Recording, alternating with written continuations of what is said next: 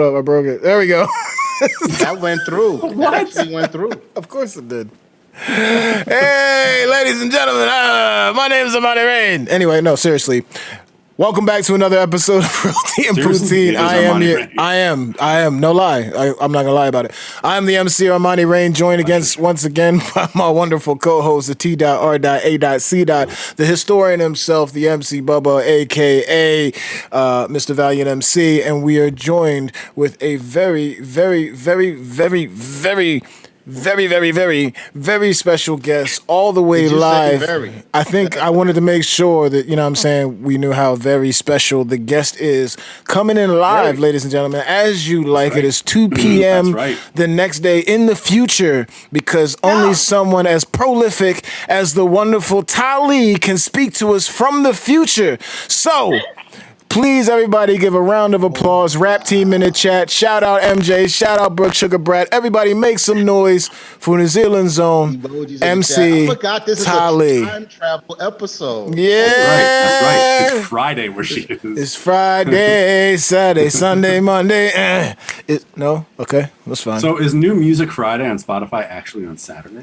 I don't know. Ooh. No, do you get music early? I got this shit up to date. Friday in England, Friday in New York. Hey, guys, why don't we ask the guest how she's doing? Oh, sorry. Oh, Jesus fucking Christ. Already. Tali, how are you? Tēnā koutou katoa, ngā mihi nui ki a koutou katoa. Hello from Aotearoa, New Zealand, COVID-free.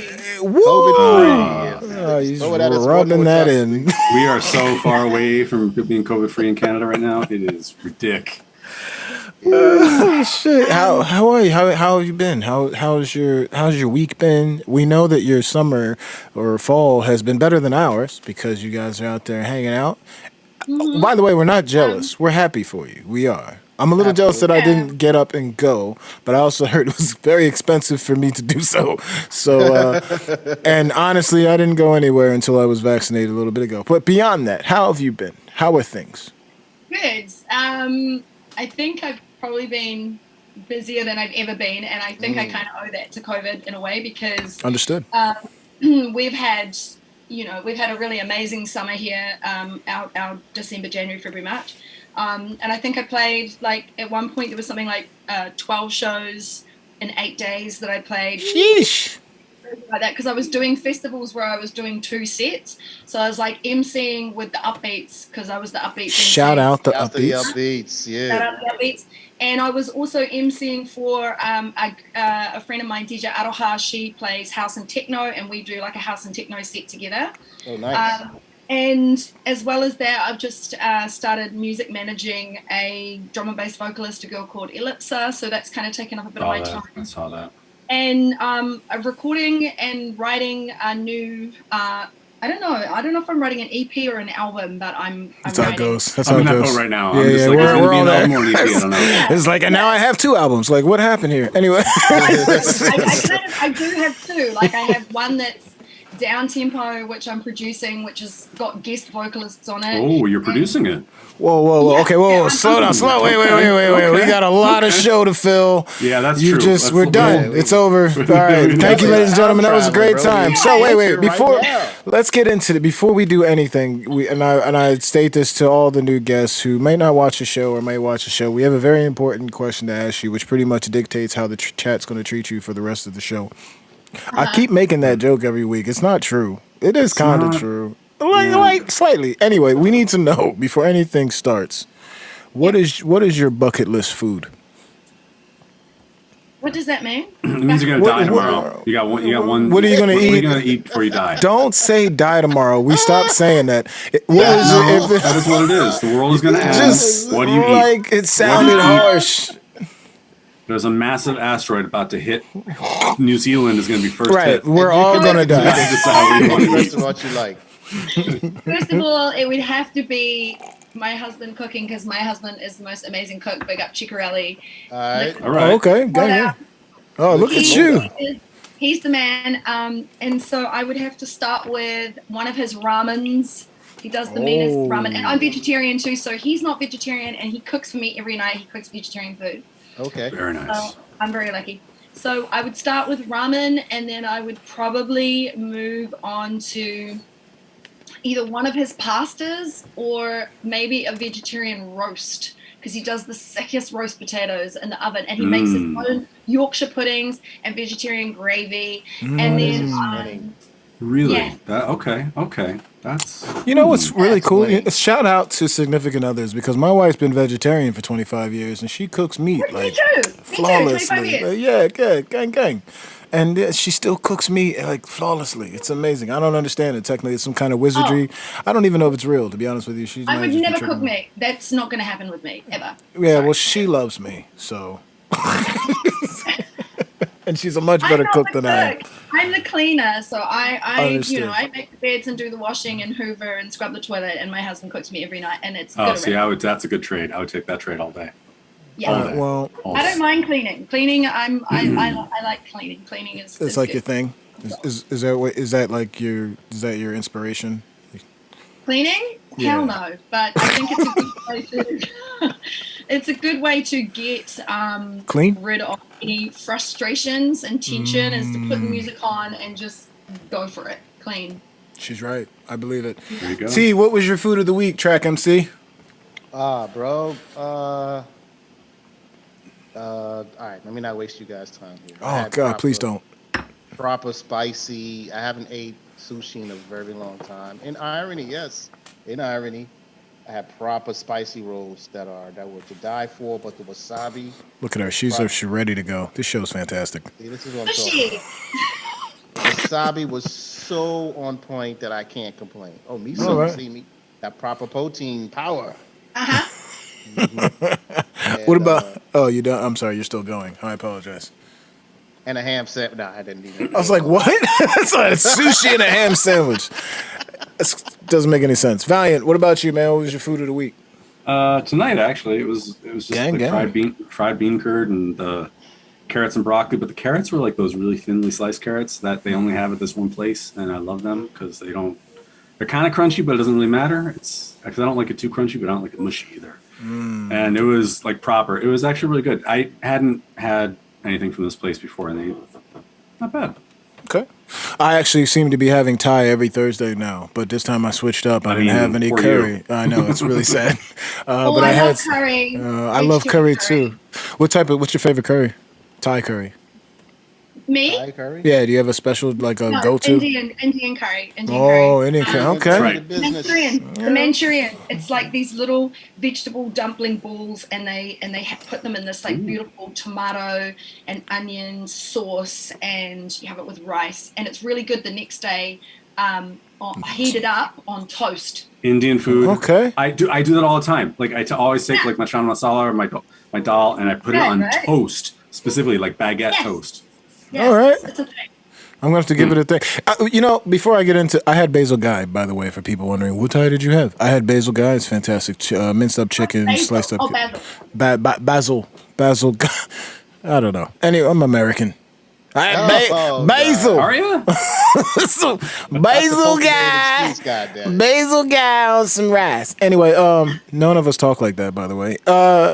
What's your was the dish you had named earlier your husband's or significant other's, excuse me, was that his specialty dish? Was that like if I go there and I go to The ramen is one of my husband's specialties. I like that you said one of them. She said he's multi. Yeah, the Manchurian curry is what we get from our local Indian called Curry Master, and we got Curry Master because they are the masters of curry. God bless. For sure. All right. Well, that's what we I have. love food. I could just talk about food all night. Yeah, we could do. That's fine. We could just, Whatever. Yeah, and then at the end we'll just mention the Oh, you accomplishments MC as and well. sing and stuff too. Oh, yeah, like, you multi-talented Talk about lady. We've got 5 minutes left. Go. MJ had mellow mushroom, which is, I love you, dog. That's like, I never love mind. mushrooms. Those are the big He mushrooms? loves mushrooms too. Portobello status? A mellow mushroom. It's a pizza chain. He doesn't. I'm not talking about those mushrooms. Oh, But come on, man. All right. no, it's a pizza. It's a southern pizza chain. MJ. I don't know. He's in the chat. He'll let everybody know. let's get to Tali. What up, MJ? Let's get to the meat and potatoes of the situation. It's very good to see you. It's been a long time. I don't even know how long at this point. It's been a while. Wow. It's like you've been avoiding me. I won't say that. Did we see each other in Sardinia, or maybe it was Miami? Probably Miami. I haven't been to Sun and Base yet. Okay. Well, I've only been twice, so yeah. That's good.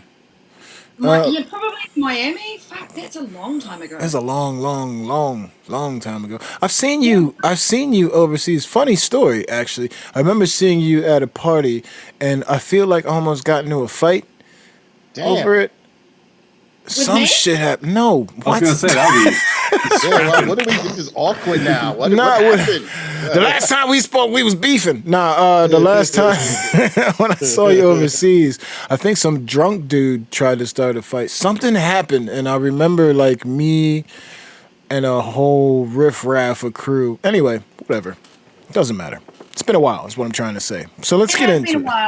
It has been a while, and I haven't. Do I just say track? Yeah, you could. No, you have to say. You have to spell it out every time. You don't have to spell it out every time. But it's I see that. We've never met, and Valiant's good. We're gonna go with Valiant. Nope, it's Valiant now. Valiant. I like that. That is almost as good as when London Electricity said the violent and C, and I was like, oh no. Valiant. Yeah. Right. We've never met, but we have chatted a lot online, and you have also contributed to my lyric on my lip documentary. Yeah, that's right. Nice. Yeah, that's right. We circled each other for a long time about getting you on the vocal. Actually, it's funny. You and Dredd I was supposed to have on, and then I pulled the plug on, and then I got involved with these guys. Don't say it like you said it like it was a bird. What the fuck was that? Even though I do it every single week, it's definitely way less work than the podcast was. But and I think at one point, Tali, I think I was supposed to meet up with you in Toronto. Oh wow! Because you were touring with Emma, right? Yes, but that was recently. That was not last year, but the year before. That was just before COVID. Right. Yeah, well, but just before COVID is kind of when I decided to pull the plug on the podcast. So, yeah, and I was supposed to meet up with you and actually record it live. It was going to be you were going to come to our hotel or the gig or something, and then I forget why I couldn't come now. Damn it. Let's go on. So let's get into the properness of the proper meat and potatoes, as I was actually saying for real. As I've said many a times, I cannot coin it. I have to take it from the MC Valiant himself, but he likes to ask, what was your aha moment? Where did this come from? Your ratatouille. Where does the beginning? What's the origin story of MC Tali? Did your music background come from your parents? Was it a rebellion against your parents? Did you find a record with a homeless man in the street and said, I gotta know what that is? How did this happen? Do you mean like drum and bass, or do you just mean like no? Music? Period. Music in general. The way I described it when I first asked that question is basically like the first bit of music that you bought that was really your own. Like it wasn't something that you got from a sibling or your parents. It's like it was you. Like, oh, this is my thing. What was that thing? Do you remember? Yes, I don't know if I want to share it. So go ahead. Come on. This is really embarrassing. Even better. If it takes place when you're a kid, it's fine. It doesn't count. You have no taste when you're a child. That's right. That's very true. That's very true. And I got pictures that can attest to that. you go on what's around you. So my parents loved music, but I wouldn't say that their taste in music was particularly great. Like we had a good mixture of music in the house. What my parents did like to do was throw parties. Okay. So we lived in. Sounds like my parents. All of our parents.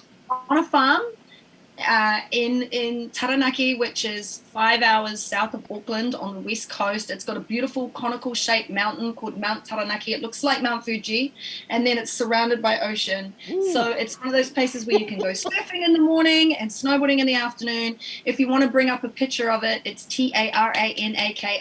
It's absolutely stunning. And we lived on a farm, and my parents used to have house parties where all the other farmers and their wives would come, and they would park their cars like in rows along the main road where we lived, and get absolutely shit-faced. And homemade everything. My mum would there'd be like chips and dip, like kiwi chips and dip, and like it was kiwi dips a thing. And I was thinking more like Australian moonshine. Now play. No, it's just like a barbecue dip that's made of like onion sauce and onion soup powder and sour cream, and you mix it together, and that's a kiwi dip. That's a special food. That's what are you talking about? That's French onion dip. Is that French onion dip? Well, in the States, they have it like Lipton had the French onion soup mix, and you just dump that into the sour cream. Somebody stole the Australian recipe. We have never stolen anything here in the States and made money off it. That's absolute bullshit, and we're not going to let that narrative go. True. We originated everything. Yes. We would have these house parties, and I would be exposed to music that, like, good music like Hot Chocolate and Fleetwood Mac, and then not so good music like ABBA and Meatloaf, which still have their places.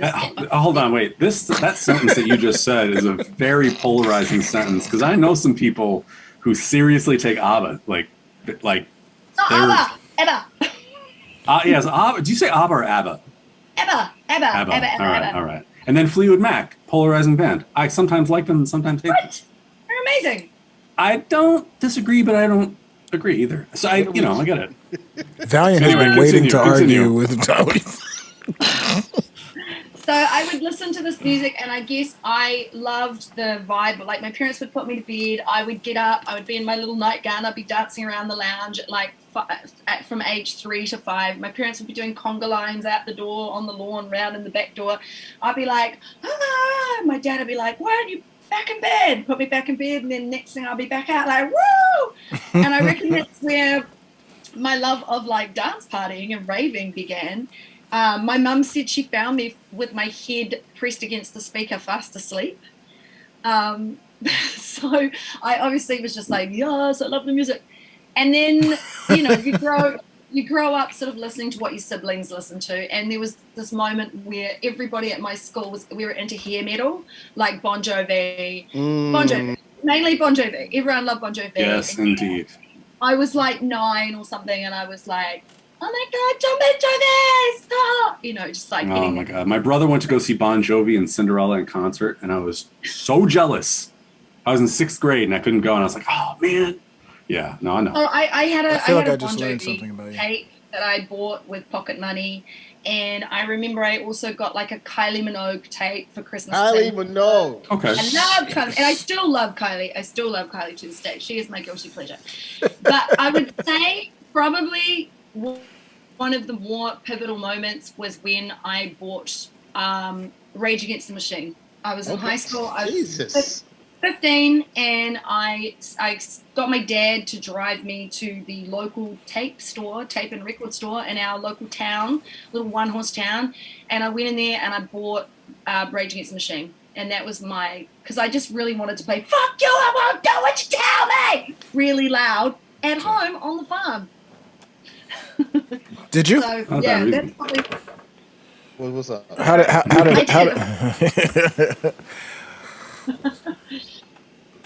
And from Rage Against the Machine, like I used to go and stay with my brother. He lived in this little surfing town, and he had the most amazing CD collection, him and his flatmates. And I used to go and stay with him so I could go surfing. And I would go through their collection, and in there I found like Happy Mondays, like Stone Roses. This was where I first discovered Public Enemy was one of the CDs I remember I played over and over again, and that's what I kind of started rapping along with as well, like Public Enemy was the opener. Huh? Was Public Enemy the opener for hip hop wise? One of them, yeah, definitely. De La Soul and Public Enemy were the openers for hip hop for real.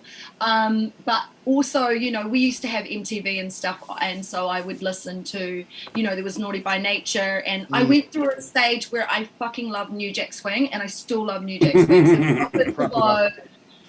Color Me Bad. Yeah. Tony. Tony. Yes, Of course. Of course. And then Salt and Pepper, you know. Oh God. So that was kind of, I was a child of the 90s for sure. Sounds good. Amen. You're just a little bit younger than I am, so like all that stuff like totally rings true with my past too. In fact, my girlfriend, when I was a senior, my girlfriend's sister, she worked for Sony Music, and she gave me the 2-track demo from Rage Against the Machine, and Which 2 tracks? Bomb Track, and I forget what the other one was, but I didn't recognize Zach right away because Zach was in this hardcore band Inside Out that I really liked from years back, and I had their 7-inch and everything, and I didn't know it was the same dude for kind of a while because on the Inside Out 7-inch, he doesn't have dreads and stuff like that. It's like he looks real different, and so it was like weird when that happened, and that whole like rap metal explosion that happened at that time was like it so like encapsulates the 90s and high school for me. Oh, puppy! It's Roscoe. Sorry, I didn't. Roscoe is our like mascot. Roscoe's been in his cage all day, so he's just kind of. We had company for a bit, so he's out and happy. I'm hoping that Bowie will come my cat Bowie will come and make a visit at some point. Oh, all right, plenty of time for Bo. Bo.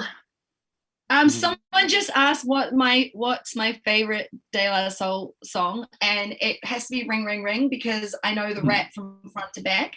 And that's Lieutenant Reed, yeah. And I'm actually doing this show in August called Breaks and Brass, which is a tribute to 90s hip hop and R&B with four other very prolific New Zealand vocalists and rappers, and we've got a full brass band backing us, and I'm doing Ring Ring Ring. I was like, please can I do Ring Ring Ring? Ooh, let's go. Nice. I'm doing Ring Ring Ring, OPP, No Scrubs, and hopefully De La Soul Back to Life. So those are the 4 tracks I think I'm doing at the concert. Yes. See, I would have picked Roller Skate and Jam Call Saturdays because that is like my Saturdays. That is my ultimate all-time favorite De La Soul song every time. Ring, just the beat is just sick. That's true. I'll give it to you. They got a lot, guys. Let's not, we understand. I got my favorites too that I will not bring up because we all being here. So, and you know what? Isn't that what De La Soul? It's kind of the point. Yeah, like talk about it, bro. Let it off your chest. Yeah, come on. What are you talking about? Speak your truth. It's off my chest now. I'm happy to know that they're on Spotify and things of that nature now. Yeah. Are they actually on there now? Yes. Or yes. They are. Okay. Yeah, Tommy Boy got bought out, and they went. Thank God. Emojis in the chat. Emojis in the chat. Yeah, man. Right. Yeah. So, I also want to point out how Public Enemy it's just consistent now, right? It's almost every guest we've come on that is a part of the lineage. We've seen them at raves. Like, shout out to Public Enemy. I just wanted to do that real quick. It's when I was living in the UK, there was a festival that Roni and Represent played at that we went along to, and Public Enemy played, and for me, it was like a dream come true to finally see them live. The thing about Public Enemy is that they were actually instrumental in being my education largely on Black culture and Black history. Because obviously being a little white girl from a dairy farm in New Zealand, and, like we didn't even really get taught proper New Zealand history. Like they miss things, and I'm sure y'all have this in America too. They miss out certain parts of our history because it's they whitewash everything. It involves a lot of dead Indigenous people. That's why. Basically, So for me, like things like slavery and just Black culture in general, it was not something that I knew anything about. Right. And it wasn't until I started listening to those records that I was like, oh, wow, okay, I'm getting an education on this. And weirdly, like I felt this affinity with these people because even though we are from completely different worlds, I was living in a place that I felt oppressed and did not want to live. And obviously it's nowhere near the same, but I felt this affinity of wanting to get out from where you are and be something better and be something more, and using your position to speak truth and enlighten other people and inspire other people. So they were actually really instrumental in making me think, okay, I want to be a rapper, but I want to say something with my rap. So I used to write raps about how lonely and hard it was living on a farm. And Well, Tali, what was it? Did you have an MC name before Tali? no, I never had an MC name. I don't Okay. even. I never used to. I never used to see myself as an MC. Like I used to sit, we had this massive magnolia tree in the backyard that I used to sit in, and I would write raps. I would take a little book and I would write poems and stories. I was just really into words, wordplay. Mm-hmm. I used to love rhyming. I would read the dictionary because I was fascinated by words. I wasn't very good at math, so language and words was my power. And I was also bullied a bit at school, so I kind of used to I would retort and be a bit of a smart ass, because I was quick and I was fast, and people didn't like that, but also people loved it. So it was kind of my yeah, and so I didn't think, oh, I'm going to be an MC. I just kind of sat there being like, I want to be a rapper of some sort. I mean, I thought, first of all, that I was going to be a hip-hop rapper because that was the only kind of rapping that I knew about, because I hadn't been exposed to rave music when I was 12 or however old I was. Yeah. What year did you come across that? Come across what? Rave music. Yeah. Okay, so I moved off the dairy farm because I got accepted. I got a bursary to go to uni. So I went to university in Wellington, our capital city. Went down there for 2 years and studied there. And I don't know about you guys if you've been to uni or not, but it's not for everybody. And I wouldn't say that university was really for me. It was a very mainstream kind of culture and a lot of let's drink beers and fuck boys. Listen to top 20 music. Woo! And I was just like, nah, I'm not into that. I mean, I'm into boys, but I'm not into listening to top 20 music and drinking beer in a club, and standing in a circle around a handbag dancing. A picture put into my head that is cold. Right. Yeah, I'm enjoying this. We'll keep it running. I used to leave my friends in these top 20 clubs and be like, peace out, y'all, and go down the road and just find like random bars playing like weird, obscure jazz, hip hop, or like I used to go to this one place called Tattoo, and it had these massive velvet curtains, and I used to go there, and that was my first kind of exposure to, I guess, rave music or club culture. Right. And I remember everyone was very alternative. There was because it was still kind of the era of grunge, so people were still dressed kind of grungy, but the music was a little bit more like hardcore, I guess, like hard house. And adults, there was adults. I was like, oh my God, there's people older than me. This is fucking great. Ooh, yeah. And then I failed the paper that I needed to pass to get into the third year at uni. And I was like, fuck, what am I going to do? And my mum said to me, why don't you try out for drama school? You always wanted to, you're a drama kid. You always wanted to do something like that. My own version of Fame Academy. So, Don't get me started. I love that program. So I got accepted for a drama school in Christchurch in the South Island, flew down there, and it was 1996. I was living in a youth hostel where everyone lived as students. And I had a roommate who was a churchgoer. She was a Christian girl, and she went to church every Sunday, and I used to walk her to church so that she wouldn't be walking back through the city on her own at night because it was right in the center. So I used to go, and I would sit in this little cafe and drink coffee and pick up these flyers and be like, oh, what's this and what's that for? And they were flyers for raves. And then one day her and I were walking back from church, and we heard some pumping house music, and we followed the music, and we walked down this alleyway, and we came to this bar, and there was all these people dancing out on the street, and I popped my head in, and they were like, come in. And I remember being like, wow, there's so many different races and faces and sizes and shapes, and people were all dressed differently, and people were holding hands and hugging, and, and just like, it was just this vibe. I was like, what the fuck is this? And it was like a little rave and a bar. And as I was leaving, because we were like, oh, we've got to get back home. Right. As we were leaving, we got handed like some flyers, and the people at the door were like, yo, come to our next rave, blah, blah, blah. And I was like, I want to know what this shit's about. I want to know what this is about. Wow. Yeah, so 1996, 97. 1996 is when I had that sort of 1995 Wellington, 1996 Christchurch, 1997 is when I fully got into raving. Nice. Oh man. So to keep it there, I'm sure this is going to be a bit of Australian history more, as Tali is now into raves and she's going and she's learning.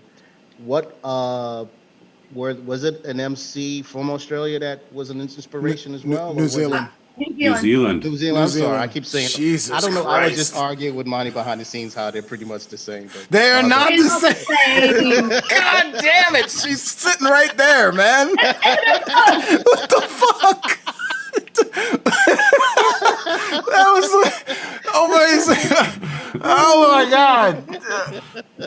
It's like calling you French Guianan. I'll pull out the map, and I'm sorry. I'm so sorry, guys. French Guiana and Guyana are the same. Yeah. Mexico and Puerto Rico are the same. Jesus Christ. I know, right?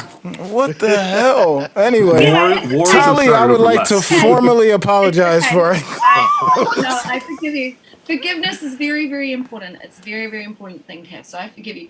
Okay, so no, there wasn't there were no MCs in New Zealand. Oh wow. There were none. There were hip hop rappers that I looked up to, like Shay Fu and King Kapisi, who are still going, and they're the dudes that I am actually playing with at that brass band concert that I'm doing. I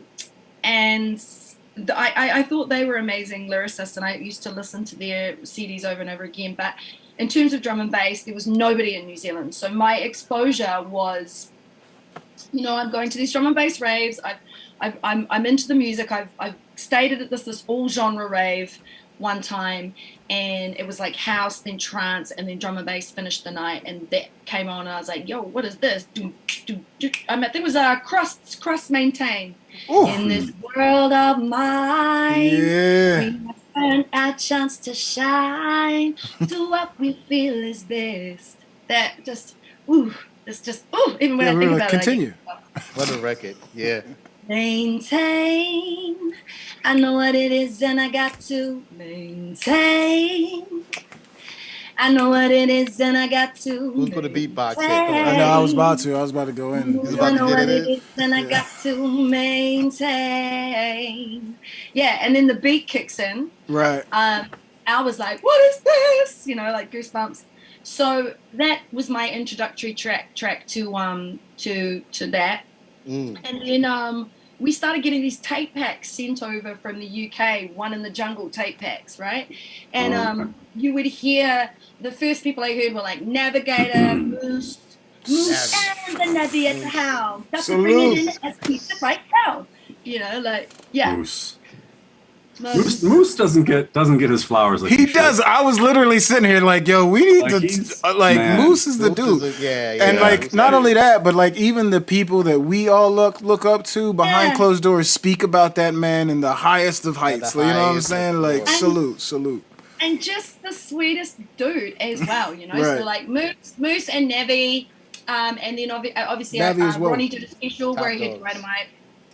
And I was obviously also getting really into certain record labels. I was like, oh, I love the recordings. I love Full Cycle. You definitely have your faves, right? Right. And then so the first time I heard the MCs on the music, I was like, oh, okay. So this is the music I like with the thing that I'm good at, which is rapping, and you can do it together.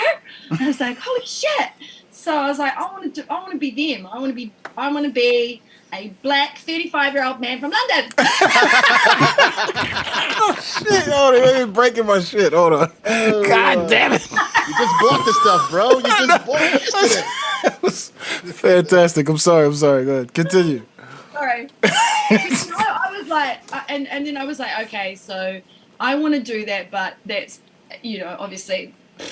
There's other girls. A little different, right? And then we were getting these tape packs as well, like Accelerated Culture and Sidewinder and all these old raves from the UK. They used to send these tape packs, and people were ordering them, and they were coming into the country. And I remember I first heard like two girls emceeing, and I was like, oh, was that a female's voice? But it was like literally they must have given them the mic for like 4 seconds. Oh. But I heard a girl, and it was Lady MC. Wow. Shout out. Lady. Yeah, Lady. And then I also heard a little bit of Chickaboo. But I was like, okay, so they're just rapping. Well, not just rapping. They were rapping and rapping well. But it was such a smidgen. And in my mind, because it was only a small moment that I heard, it really put into my head, okay, well, obviously women aren't a very prolific thing in the UK, and they're definitely not a prolific thing here in New Zealand. And I was like, okay, I'm going to change that. I want to fucking change that. I want to definitely be prolific. And I remember saying to my boyfriend, I want to be an MC. And he was like, well, if you're going to be an MC, it's not enough to be good. You're going to have to be great, because there's no women that do it in New Zealand. And the women that are doing it in the UK are fair and far between, and are not obviously getting the credit that they deserve. But even just hearing that smidgen of Lady and Chickaboo, you know, I respect to them both, and Lady, who is my girl. Proper legends. Hearing them made me feel like there is a place for me. Even though it was a small place, I was like, there is a place for me as a woman. And that's why I think diversity is so important, just on a random tip, because if you see and hear people who look like you, even if it's just for a moment, you have a chance to believe that there is a place for you, right? Amen. And that's why we need women, and we need BIPOC, and we need LGBTQI people, because they get to see themselves up there and say, oh, this is a place for me. Amen. So, Gotta tell promoters that. Promoters. Yeah, exactly. Oh, we're doing diversity clause. That's what I have. Inclusion writer. That's what I have. Speaking of Chickaboo has been calling out the promoters in the UK for having all male lineups for like the last few weeks, and she's like ready to burn London down. So big up Chickaboo. Right. She's right. She's right. Well, no, absolutely. What's interesting is that the same thing's been happening here in New Zealand, right? We have been calling out promoters for the last 2 years. It got to a point where I was like, fuck it. I have nothing to lose. Like, if a promoter doesn't book me because I call them out, I will recall them out, because our scene is so small that you can't be like that, right? So we've been calling out promoters for the last 2 years, and it's really interesting because the summer just been, we had the most diverse lineups we have ever had. And not just diverse in terms of color, but diverse in terms of gender and in terms of sexual orientation. So this is really great. The new lineups that are coming out now for this next summer coming, because we're already starting to announce lineups. And New Zealand loves to announce lineups like 6 months before they happen. Yeah, they do. Are even more diverse. And the thing is that now, over in the UK, they're announcing all these summer lineups, and I've been looking at them and going, what the fuck? Have you not learned anything from Especially, the last year? Exactly. That's the part that makes it worse, is that we've all yelled, from whether it's sexual equality or racial equality, all of these things we've called out. And then we had this long pandemic that drew us all together, and we started having these serious conversations, and shows come back. And as my man G Buck on Twitter said, it was basically like you used us for content, because nothing's changed. It's just like everything's right back where it was. We're like, fam, it's wild. And how infuriating for somebody like Chickaboo, who's been around that long and was like the first, her and Lady, like the first, Chickaboo, the first female MC in drum and bass, right? And having to wade through all of that shit for all of those years, and then think, right, something's going to change. Finally, something's going to change. Right. And then boom. And after this massive hiatus we have with COVID, where we're thinking and we're introspective and we're reassessing our values and what we stand for. We had a Rodney King moment. We can all get along, Yeah. And then boom, those lineups come out. Fucking girl, burn that shit down. That's what I say. Yeah, we're all in the same boat. Especially it's happening here in the States as well. It's just like, man, we screamed for diversity and all that, and it was just, I mean, it was talked about. Yeah, totally. And then now the lineup's out, and you're like, oh, okay. I guess Yeah, not. that's But which it's is fine. why it's crazy when people say they want to like copy the past, because I think that's what the past did well, was that you ran into nuances and ran into new things that you may have not previously experienced, and they were in the form of people and culture, and it was all under one roof of a sound. You know what I mean? So it was like, so how can you start doing divisions to something that was not meant to be in that in such a way? You know what I mean? So. Yeah. Yeah. It's it's So, it's it's a little catching up for us to do, sorry. pretty much. But yeah, go ahead, V. No, 100%. go ahead, Tali. Oh no, just no. I'm just saying 100%. Yeah, absolutely. And it must be so frustrating. Like I know that I feel that if I had just gone through the summer that we have just had last year and all the shit that we've been through and these lineups that we are now announcing here in New Zealand, we're not showing diversity. Like, you will be laughed off the fucking show, man, because now the attitude is like, what, you don't have a diverse lineup? What the fuck's wrong with you? Right. You Yeah. know, like, people are actually publicly shaming them. And the thing about the UK is that it's harder because the scene is a lot bigger. There are There's so much. Right. There are a lot more promoters, ravers, and people are going to be like, oh, you don't like it with you don't get to play. You know, and I will say I've given we're fighting. There's an argument out there saying that a lot of contracts are being fulfilled from before COVID, but also we're also saying that regardless of what the situation is, someone needs to make the effort. It's not something that needs to be the flip of the switch. No one expects this to be an overnight thing, but there needs to be a conservative effort shown and recognized throughout the world, period. And I'm glad that you guys have gotten it, and I'm sure that didn't happen overnight either. It's a lot of hard work. It's still not right. You know, like, oh, you've got two women on the lineup where you want a cookie. Like, it's not. Right. You know, it's like, oh, woo, good for you. One person of color, yeah. You know, come on. Like, I've been having this chat. I mean, there are certain women in this industry who have been having this chat for a long time, and it's usually those of us who have been around the longest. And, you know, the unfortunate thing is that as we get older, and I can't speak for Jigbo or anyone else in the UK or Europe or America, I'm just speaking for myself. I'm really fucking tired. I am tired of being the mouthpiece. I'm tired of being the one that people come to when they want someone to give a soundbite on gender equality or diversity in the industry. You know, like, I go back and read my quotes from 10 years ago. Right, You know, I've been saying this Right. shit for that long. I'm tired. I just want to create. I just want to make music, and I just want to perform, and I want to tour. And it actually got to a point a couple of weeks ago where me and my husband were both just like, we were burdened by some pretty heavy shit that was happening in our industry. And both of us were just feeling like, you know, we were kind of taking it out on each other, and we're not taking it out on each other, but just like being snappy with each other and a little angry. And we worked out that we were both just feeling really burdened by other people's shit. And we just had to make a conscious decision then and there that we were like, you know, our house is a safe space. We can't bring society's issues into our homes, even our friends' issues into our home, because this a good rule.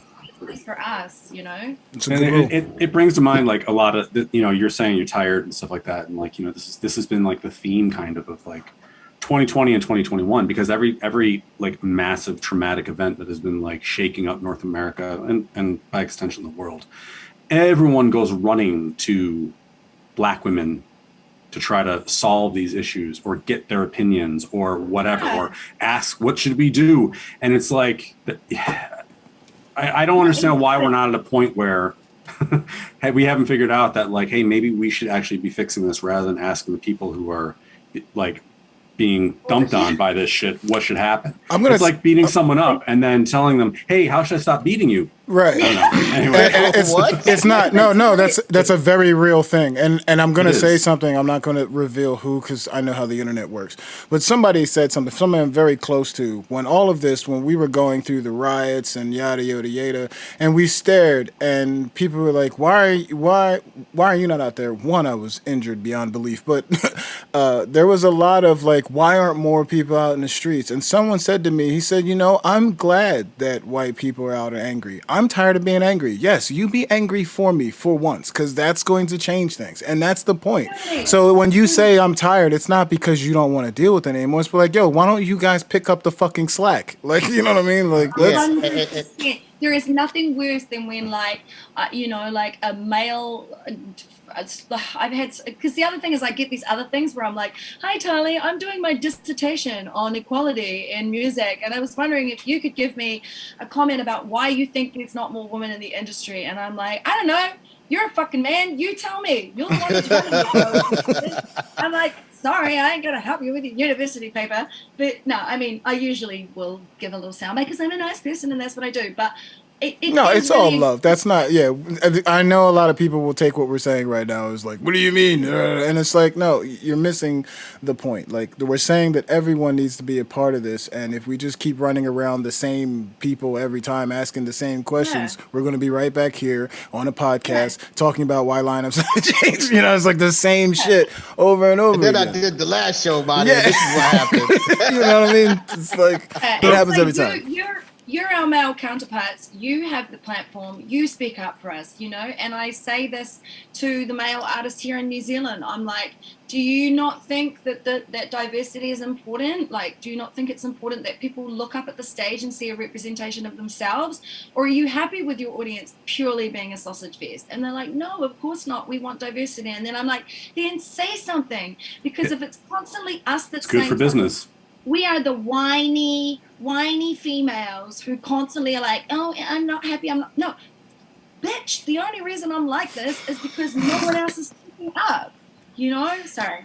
So hold on. I actually want to take that opportunity to pivot for a second, because obviously you are iconic in terms of like women in the industry and representation, and that is a very specific journey that is, pioneering in its own right, but 10 years before any other MCs had solo albums in drum and bass, you had the first modern drum and bass album by an MC. You did, and it's a woman. And it is that whole journey is, a lot of people don't really understand how that unfolded. So why don't you walk us through how you happened to fall in with Roni Size and that whole clique, and how you came to be Tali in the global consciousness. And then the classic album. and then we can talk about the album. Sorry. I just wanted to say to this person who says diversity is important, but it's not valid for cancel culture to hate on a show or its organizers because there isn't a certain percentage of diversity on it. Yes, it is. Yes, it is. It's funny. I was responding to that in the chat.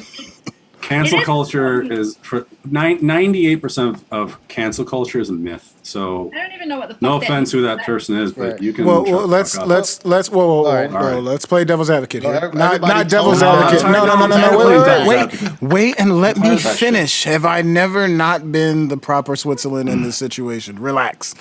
What I'm saying is, yes, cancel culture is a myth. You have to remove that part away because people use that as an excuse. Pressure is pressure. Is it fair? Not really caring if it's fair or not, because what's not fair is an undiverse lineup.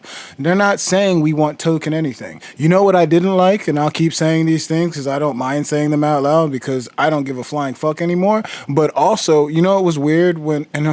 Okay, let me not call out specific DJs, but there were certain people out there when we had our black problems who went and said, here's 100 black artists you should listen to in one tweet. And I'm like, that's not the fix, guys. We don't want tokenism. I'm not asking to be a hero. I'm not asking you to make me the hero. I'm not asking you to put me on a lineup. I'm asking you to change your mode of thinking. And the only way that happens is with constant conversation and with constant pressure. It doesn't change if we don't say anything about it. So cancel culture is going to do what it do. The internet is going to do what it do. The internet's going to take what I'm saying right now and cut it up and say whatever the hell they want to say. This is what Buddy said yesterday. This is just what they do. So you can't put them in the same bag. Pressure is pressure. If you're speaking truth and what needs to be said, there is no limitation to how much that needs to be said.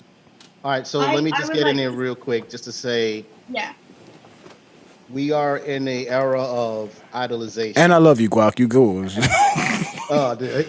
cool. He out here say what he's saying. Yeah. But people are looking for something to say, all right, that's the way it's supposed to be. And I want to say to a lot of those people as well, who are pretty much around our age, between the 30s and to the 40s, that you guys are the elders. Like, there isn't going to be any document that's going to signify, all right, so racism is over, or everybody's equal. It's up to us. It is literally up to us. We have to be the good people to set the tone in our respective communities. Like, we do music because we want to give all the positive energy to influence people who might be going through hurting moments. And we're, from what I see, everybody's been pretty good at it in this box, especially the one from New Zealand. I got the country right this time. But I think I think we rile up and we don't really realize that the things that we're riling up about are things we can fix in like as soon as the show is over. Facts. You know what I mean? And I think that's highly important. That's what there isn't going to be a bill or some sort of global document. It'd be nice, but that's not going to fix anything. It's up to us. It's literally us. That person said some wild stuff, call them, yo, that's not good. And maybe not cancel them, but teach them. You know what I mean? Yeah, I don't believe in canceling culture. I don't really know what cancel culture means. Internet made up word. I'm not. It's made up by people with fragile egos. That's what it is. I don't really know what it means. But I am a teacher. I am an Consequences. educator, and that is what I do. For a living, other than MC, is I am an educator, and I do teach people. And a big part of that is calling out people and having arguments and discussions. Now, I know that a lot of people are like, it doesn't matter if you're a woman or a man or an ice cream truck. If you're good, you're good. Or, someone's in an Apache helicopter or something. But, because, okay, that's great. But like I said, if you never see a representation of yourself up there, you never, ever are going to believe that there is a place for you. And it may seem tokenistic, but as someone who has been, and I know that people are like, I don't want to be a token. I just don't want to be some tick in the box to a promoter. Okay, good. I get that. No, of course we don't want to be tokens. But as someone who has always been the only girl on the lineup for years, the upside to this, and I made a post about this on my Tali page on Facebook, is that your talent should and will speak for itself anyway, meaning more future bookings. You are helping inspire and give hope to others who look like you to step forward and enter an industry where they otherwise may have felt excluded. And it is only a matter of time before inclusivity just becomes a matter of fact. And these conversations and these diversity clauses and these token things won't even be necessary anymore. But they can only happen when we start initiating the change, even if it makes us uncomfortable doing so, even if it means that we are a token in that moment. Fuck it, I'll be your token. If it means Understood. I understand that. 5 other women want to step up. And that's and you bring up when people are like, oh, talent is talent. So the problem is that the other side is, oh, go talent is talent. So why do you care? And that bugs me a lot because like when people talk about, well, I don't see color or I don't see gender, I don't see that shit. First of all, you're full of shit. But secondly, it's to actively choose to not see someone's color or not see whether they are a man or a woman or whatever is a cop-out because you're just ignoring who they are as a person. Yeah. And it's like if someone is black in America, they bring with them a whole lifetime of experiences that you might not have. So who are you to choose to ignore who that person is? I deal with this a lot because I've been a teacher for a very long time. I've been in education since '98, and I've been a social studies teacher since 2006. And I constantly am surrounded by teachers who are claiming that they don't see color. And I have taught mainly in the inner city for my entire career. And I can't believe these white teachers who are like, well, I don't see color. It's like, why don't you see, why do you choose to not see the color of these kids that you have in your classroom that have these experiences and these struggles or what have you? You should see them. And they just choose to not pay any attention to it. And then there's a line that's blurred between I don't see color and I don't treat people a certain way. You cannot be a racist and a good person and teach your children to treat everyone equally without saying I don't see color. No, I want you to see what I've gone through. I don't need you to talk about it to me every 5 fucking seconds. I just need you to know it's there. This is the question I brought up, and I had this conversation with someone briefly the other day. At the end of the day, and I'm not saying everyone, but there's a lot of people who have been going through this in latter parts of their life. Or maybe you've gone through this once or twice in your life that you've had to recognize it. A lot of people were forced to have these conversations over the last year. Okay, you had these conversations for a while in a very uncomfortable moment.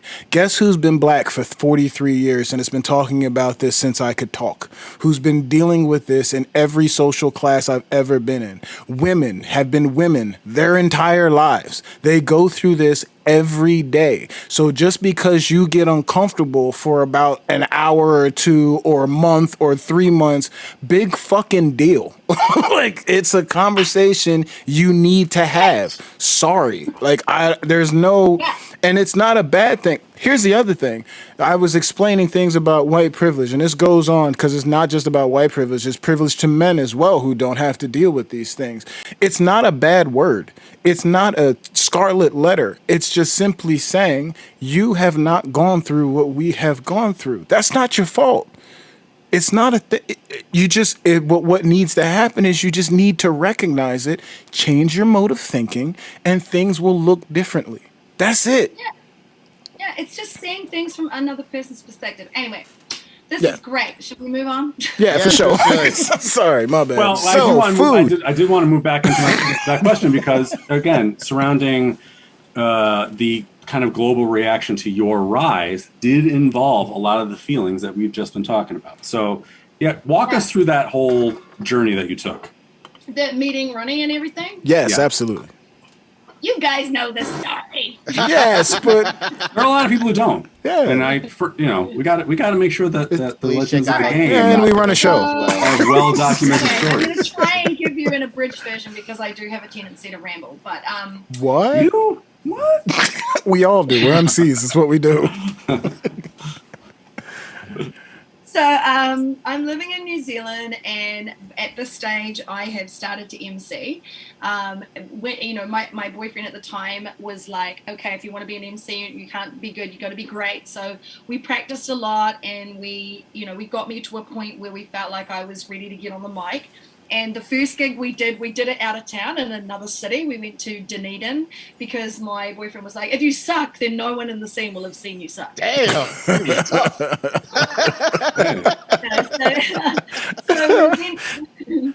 we went to Dunedin and we did the gig there, and it was great, and the crowd loved me. And then he was like, okay, well, now you're ready to play Christchurch. So I came back and I was playing Christchurch, and it was really good. Like, I was playing these local shows and people were like, oh, wow, you're better than I thought you'd be. And I was like, and then we were also throwing parties. We had our own promotions company called Scientific.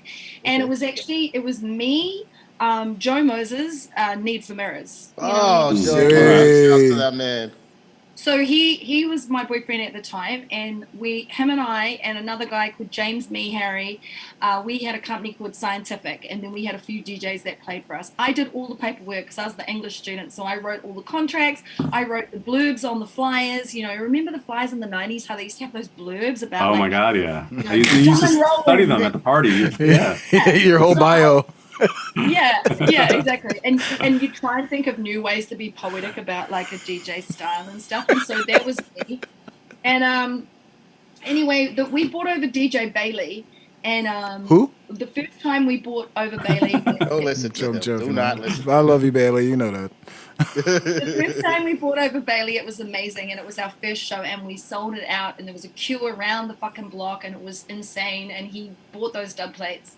The second time he came over the following year, and he was meant to come with Flux, MC Flux. Oh, so he came with Flux the first time, and then the second time he was meant to come with Flux, and Flux got stuck in Australia for some reason. And so Bailey arrives at the airport, and we're like, where's Flux? And he's like, oh, he's not coming. He's in Australia, and he's not well. And we were like, what the fuck's happened? He's like, oh, I can't really talk about it or whatever. I can't even really remember. Right. Like, he had some personal issues. So we were like, whoa, what are we going to do? Who the fuck is going to be the MC? And Moses was like, well, I guess you're going to have to step up an MC for your first international gig. And I was like, oh, shit. So Bailey and I worked out this code because I was like, I don't really, I was freaking out. He was like, this is rewind. This means a vocal's going to come up. this means shut the fuck up. Baseball cues.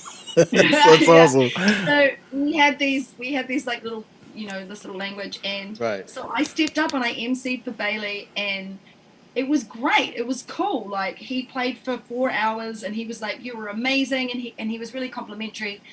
He was like, "What was good about you was that you didn't just chat, you sang as well." And he was like, "That's going to set you apart from a lot of MCs in the UK, because there's nobody really doing that other than maybe like Dynamite, Cleveland, and Conrad at that time." Yeah, that's it. So I was like, "Oh shit, okay." So I've been complimented by Bailey, and then it got to a point where I couldn't really go any further in New Zealand. Like, there was just drum and bass was not. It was it was very underground. It was not a commercial thing.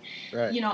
A lot of people were telling me that I was making a mistake choosing to be an MC, that I should just be a singer-songwriter and play my piano and sing beautiful ballads, and I was just like, nah. I felt this real pull within me, like intrinsically, that I had a gift or something to offer, and that I needed to do this. I had to do this. I wanted to be the first woman out from New Zealand to do this and go overseas. So Moses and I actually ended up breaking up because we were more like a business arrangement than a relationship by that stage, because we were doing the gigs, working late nights, just fighting heaps. It's just like, meh. So I wanted to move to the UK, but I was like, I'm going to move to Melbourne first of all, because Australia is a little bit of a stepping stone. I had some contacts in the Australian drum and bass scene, so I wasn't going in fresh. I went over, I started playing some shows there, and I was waitressing, saving my money with the intention that I was going to go to the UK. And my dream was that I wanted to meet Roni Size, I wanted to meet Full Cycle, because they were the label that was kind of giving me the most at that point in terms of inspiration. So anyway, I'm walking down the street on my way to my restaurant job, and I see a poster on a billboard, Roni Size represent, coming to town. I'm like, oh shit, they're coming to town. So just like that. Woo! I'm so excited. Go ahead, I'm sorry. I got a ticket, and Represent was so big at that point that they were being supported by the Black Eyed Peas. The Black Eyed Peas were the warm-up band. Yeah, they were back when they were a hip hop group. Back then, back when they were a hip hop group. Y'all gonna stop talking shit on Black Eyed Peas? Yeah. Look, man, Fergie changed things. Yeah, and so before Fergie made the money, y'all, let's be honest. Right. So I went to the show, and I was like, waited for Black Eyed Peas to finish, and then I was like, yo, let me at the front, and I pushed my way to the front, and I'm in the front row. And they come on stage, and I'm just like screaming my little head off, and Dynamite comes on, and I'm like dying because he's my idol and I want to be him. Finally, like, I love Honor Lee, but I was like, I want to be Dynamite. And he comes to the front of the stage, and he's like grabbing my hand, and he's and I'm like, who told you could do it like this? Just like screaming in his face and shit. And the show finished, and I was just like, just this sweaty mess, excited. And then I saw the promoter, and he's like, hey, we're having like this little after party upstairs. Do you want to come upstairs? We're going to have some DJs, and I was like, oh, sure. And he was like, cool. So he gave me this band.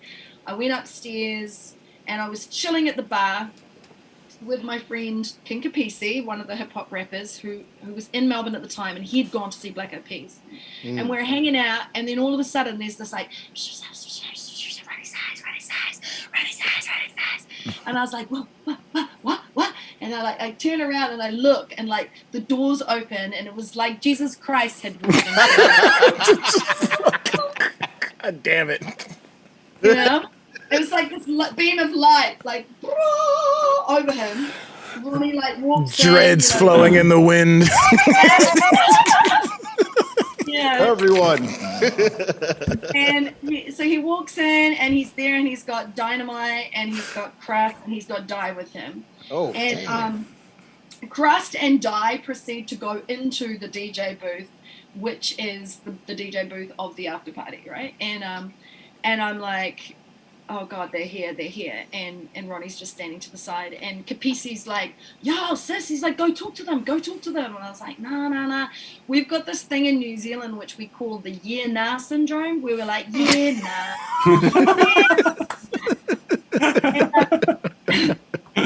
Yeah, nah.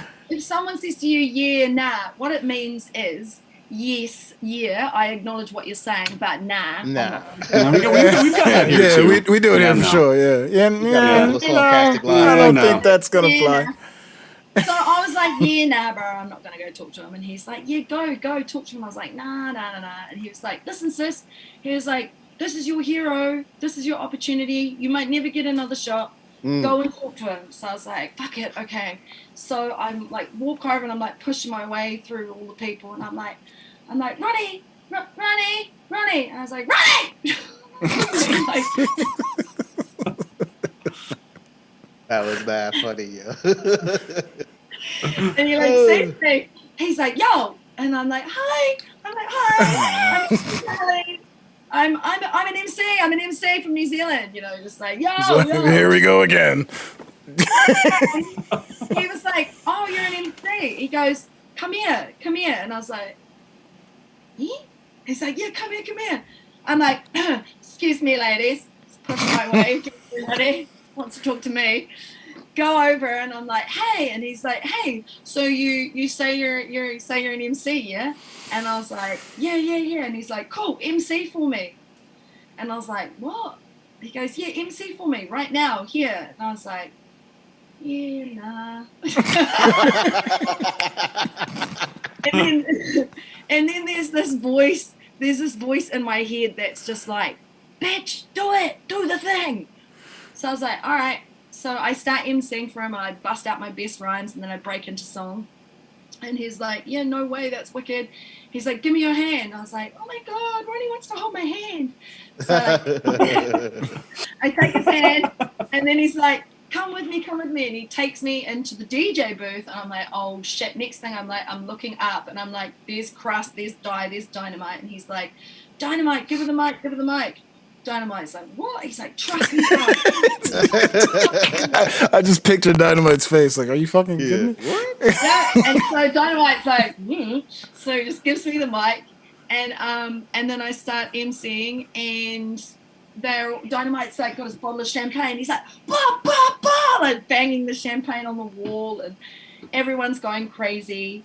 And then the guys were like, afterwards, they were like, yo, that was the shit. Do you want to come party with us? I was like, okay. So I went with them to this club, and, you know, we go in, there's this massive crew of us, and they roll out the fucking red carpet and the champagne and shit, and we're sitting in this back room. And, you know, when I started getting into drum and bass, I really made a point of studying everything I could. I wanted to know everything that I could about the music. I read every magazine. I listened to every fucking tape show, tape pack, interview.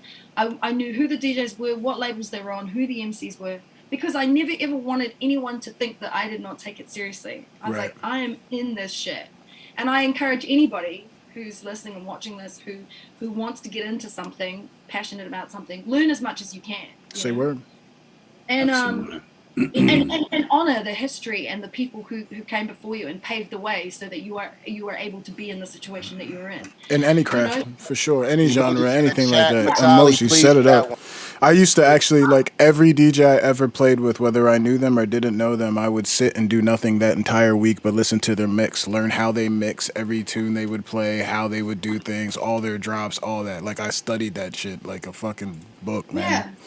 Yeah. and it paid off, because when the boys were like, you know, like, what's your dream kind of thing, I was like, I want to be a drum and bass MC, and I love this tune that you did, and I want to do something like that you put on V. And they were like, oh shit, okay, this girl knows her stuff. And Roni's like, you know, what's the dream kind of thing? And I said, well, to be honest, bro, I was going to come to the UK and just be fucking stalking you and get you to sign me. And he was like, well, here's our email addresses. When you come to the UK, hit us up. So to just cut a long story short, 3 months later, I moved to the UK. 6 months later, I was moving to Bristol. Roni sat me down in his studio and was like, I want to make a Tali record, not a Roni record, not a Crust record, but I want to make an MC record. I want to make the first ever album that an MC and drum and bass has ever put out. I want to come from Full Cycle. He was like, I want you to move to Bristol, and I want you to sign to Full Cycle. And I said yes to all three things. And then the rest is history. But as we were saying earlier, Valiant, that the amount of people who just fucking hated the fact that happened to me. Yeah, they felt a certain type of way. That's for sure. A little bit. Yeah, there was people who were like, "What the hell?" Like, They got in their feelings about it. They were all in Yeah. London, and that's just part of the tradition, I'm gonna call it. If you're from the outside, there is some inside hate from somewhere that you just don't see. You just got to keep. Yeah, I mean, you had the whole. You were not from England. You were a female. Right. It was a whole lot. Like, Right. what the shit is happening right now? You know what I mean? They're But what? You're from New Zealand and you're an immigrant and you're you lived on a farm. Like, what the fuck? yeah, they were like, what? So, like, definitely I got a lot of hate, but I was lucky. I was very protected by the boys, and although they could be, fucking assholes a lot of the time. Men? It's No, quite hard- never. It's quite hard dealing with a lot of egos, when there's a lot of you. But they looked after me, they protected me, they would have my back, and the same with the other boys too, Frost, Brian G, Moose, the V Shout boys, and once you're in with the V boys, you're in with the next crew, and then it was like Dynamite and Darrison and Stamina, and I had all these Jeez, guys, man, family. who had my back. I had no woman, not one single woman ever, no DJ, no MC, I will say now, ever hit me up and said, welcome to the scene. If you ever need a friend, I'm here. Or if you ever need some advice, I'm here. It was like a shit show struggle. And if you're here, you're our competition. Yeah, pretty much. That's what it was. They saw you as Cobb. They're like, oh, who does she think she is? I know. That's how it goes. To this day, there's people who still have a problem with me, have a problem with the fact that I got to where I got to the way I did. People who take offense to the fact that, I got this nickname, the First Lady, even though I never called myself that. It was Full Cycle who called me that because I was the First Lady of Full Cycle. And people who still just to have a hard time with it and have never ever tried to reach out to me or say anything nice. So yeah, I guess it says more about them than me. Not really. But we're so many years removed from that time, though. If they're still holding on to something, then, not only that, you're good now. Much. You're in a. You're good. You're in a really good place. Sealed statue. Not just that, that, but I think it is also fair to say, as I said in my write-up, we had Collette Warren on the other day, who we all have pledged many a times on how much of a beautiful soul she is, how talented she is, and she said on the show, you can go back and watch the episode. I don't know if you saw it or not, but she placed all that to you. Like, you were responsible. And she's not the only person who said that. So for as many people that push against the grain, look, we all come from against the grain. You know what I mean? And you had a harder fight than most. But there are a lot of people out there who are out right now doing beautiful things, who attest their inspiration to you. And that's a beautiful thing. And that can't be ignored. That's brilliant. And you know what? Because of the experience that I went through by feeling very isolated a lot of the time and feeling very unsupported, because the guys could only support me so much. Like, even they were like, well, what is this little thing that we've got from New Zealand? How do we deal with her? I was very feisty and I was very emotional, and, I can be a bit fucking neurodivergent at times, a bit on the spectrum, as we all can. Artist stuff. It must have been very difficult for them.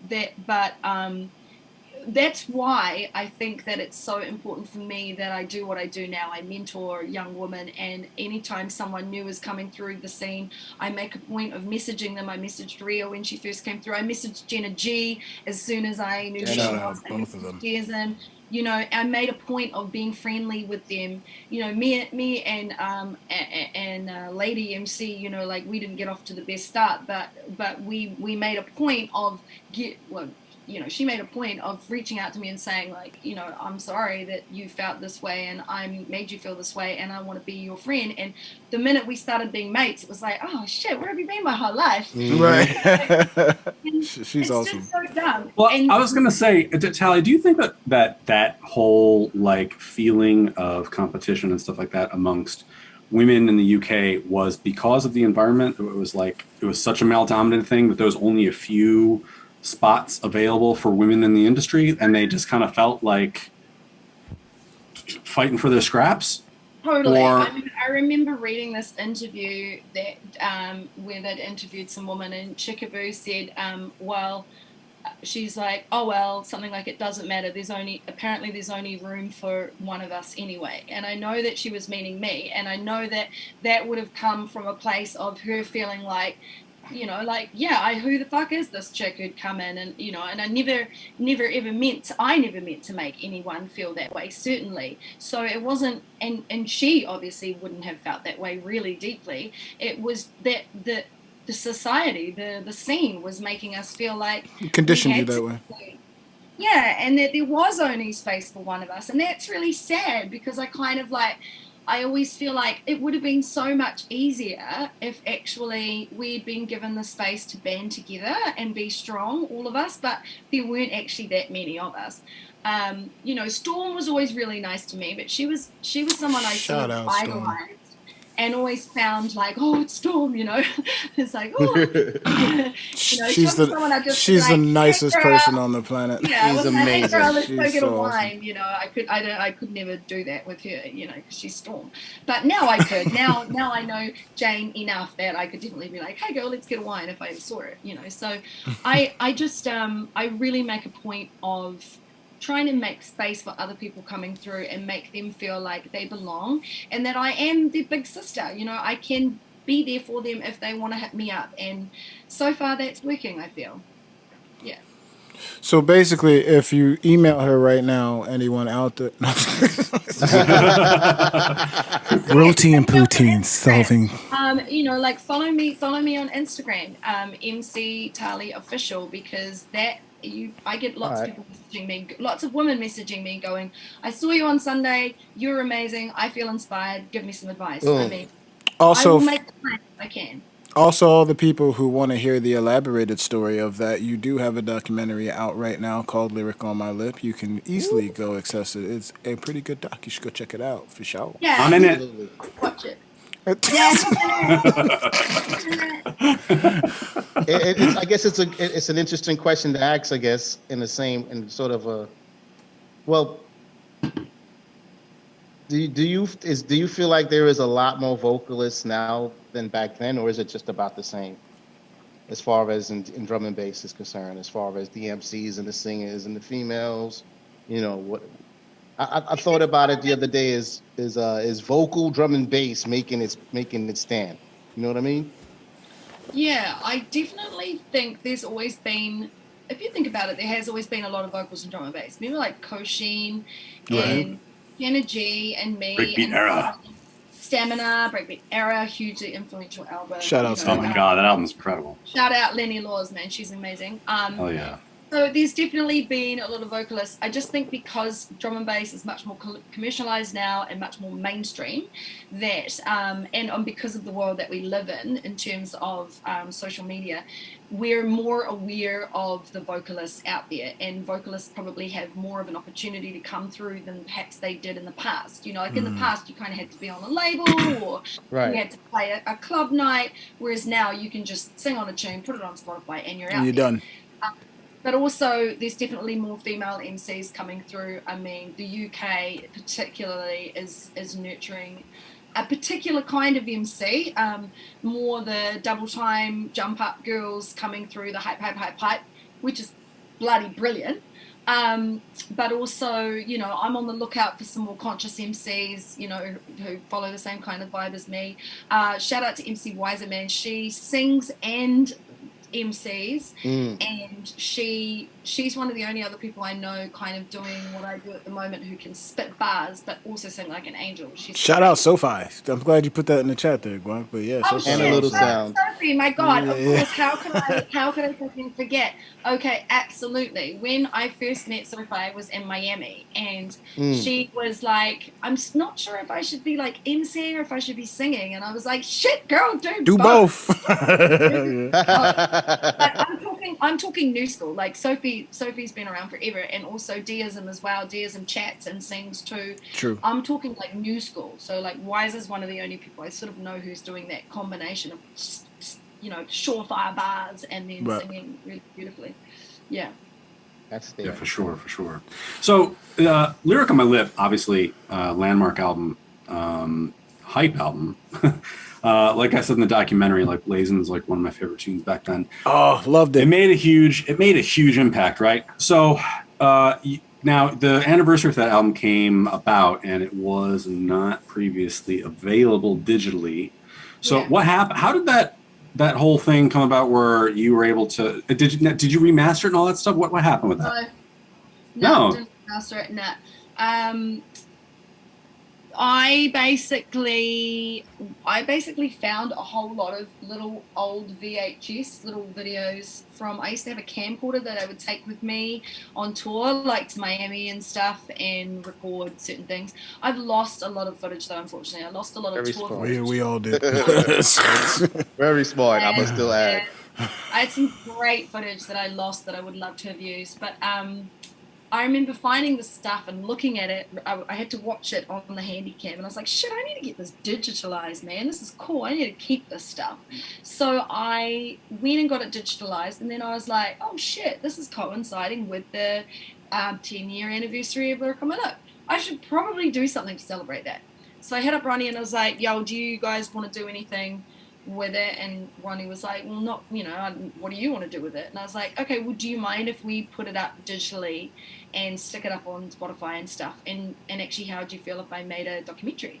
And he was like, well, okay, yeah, go for it. So he just gave me free rein. And also I said to him, it's been 10 years, which means that according to my contract, according to this invisible contract I'm holding. Yeah, the drum and bass contracts.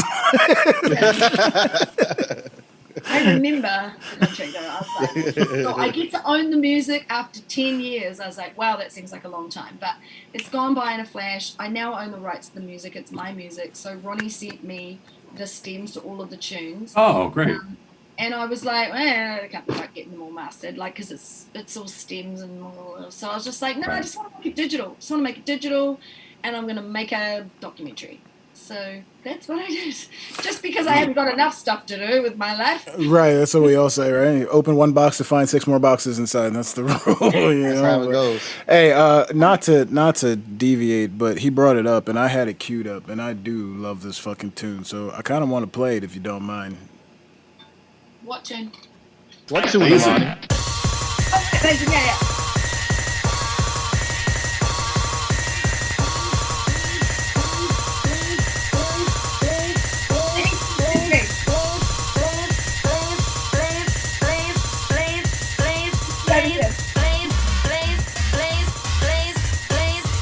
Blaze in a lyrical trail through your mind and soul. This is how I like my beats to roll. Tali coming in to bust up the place. Better run if you don't wanna roll with my bass. Blaze in a lyrical trail through your mind and soul. This is how I like my beats to roll. 'Cause the styles that I got keep me in the game, so you all can't forget my name. Born on the west of the north where the currents wash me with a lyrical ability. Grew up writing rhymes in my mind all the time, hoping one day I would find a chance to shine. Then one night I got a step on the mic, alright, bring it tight, I got the crowd all hyped. And now dropping beats in the studio, this is how I flow, and it's time you should know.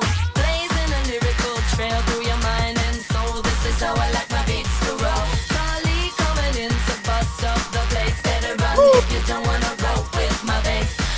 Emojis in the chat. Emojis in the chat.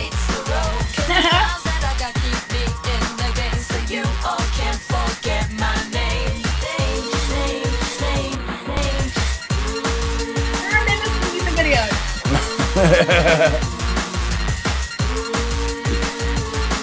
So this. Yeah. You look so serious. Roti and Poutine every Thursday, 10 p.m. Eastern Standard Time. We right here. This is how I roll. For the airways, that is how I'm bring the hype, alright. Out for the love and out for the inspiration that I send. Through the way I'm gonna drop it here live on the mic. It's the T for the Tali, this is how I roll. It's the A for the airways, and it's how I bring the hype. Out for the love and out for the inspiration that I'm sending on the mic. Blazing a lyrical trail through your mind. Radio edit. This is how I like my beats to roll. Tali coming in to bust up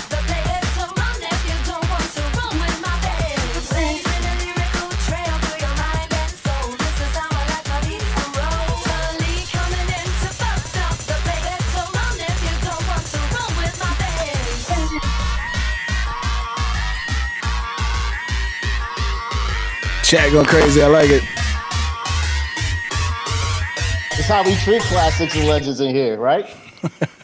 Such a tune. That Such a tune. Yo, every time you be in the club, all you hear is Blaze, Blaze, like in the background, you be like, oh shit, here it comes, oh shit. Literally, I remember like when hearing that the first time, and like literally all the girls in the club like ran to the floor. Yep. It was like, wow. It was, and like you were saying about like representation, that is exactly it. When they hear something that they can identify with and like they see themselves in, like that is like the tune that brought girls back to the dance floor, like at that show. You know what I mean? So that was a big deal. Craze used to juggle that intro like a motherfucker, boy. He's a Blaze, Blaze, Blaze, Blaze, Blaze, Blaze, Blaze. I was like, yo, that's just so dope. Totally Good time. Massively instrumental in supporting my career. Craze, and also, Bailey playing my music on his drum and bass show, One Extra. Fab and Groove, massively supportive of it. And Brian, there was certain people, Adam F, there were certain people that just really... Shout out Adam F. Jeez, all those guys that, were remixes, like Dillinger and Airbrush and Optical and fucking Andy C, Origin Unknown. FX, they were all really massively instrumental in helping me get where I got because of their support, and they wouldn't have done that, they wouldn't have done those remixes if we hadn't paid them heaps of money.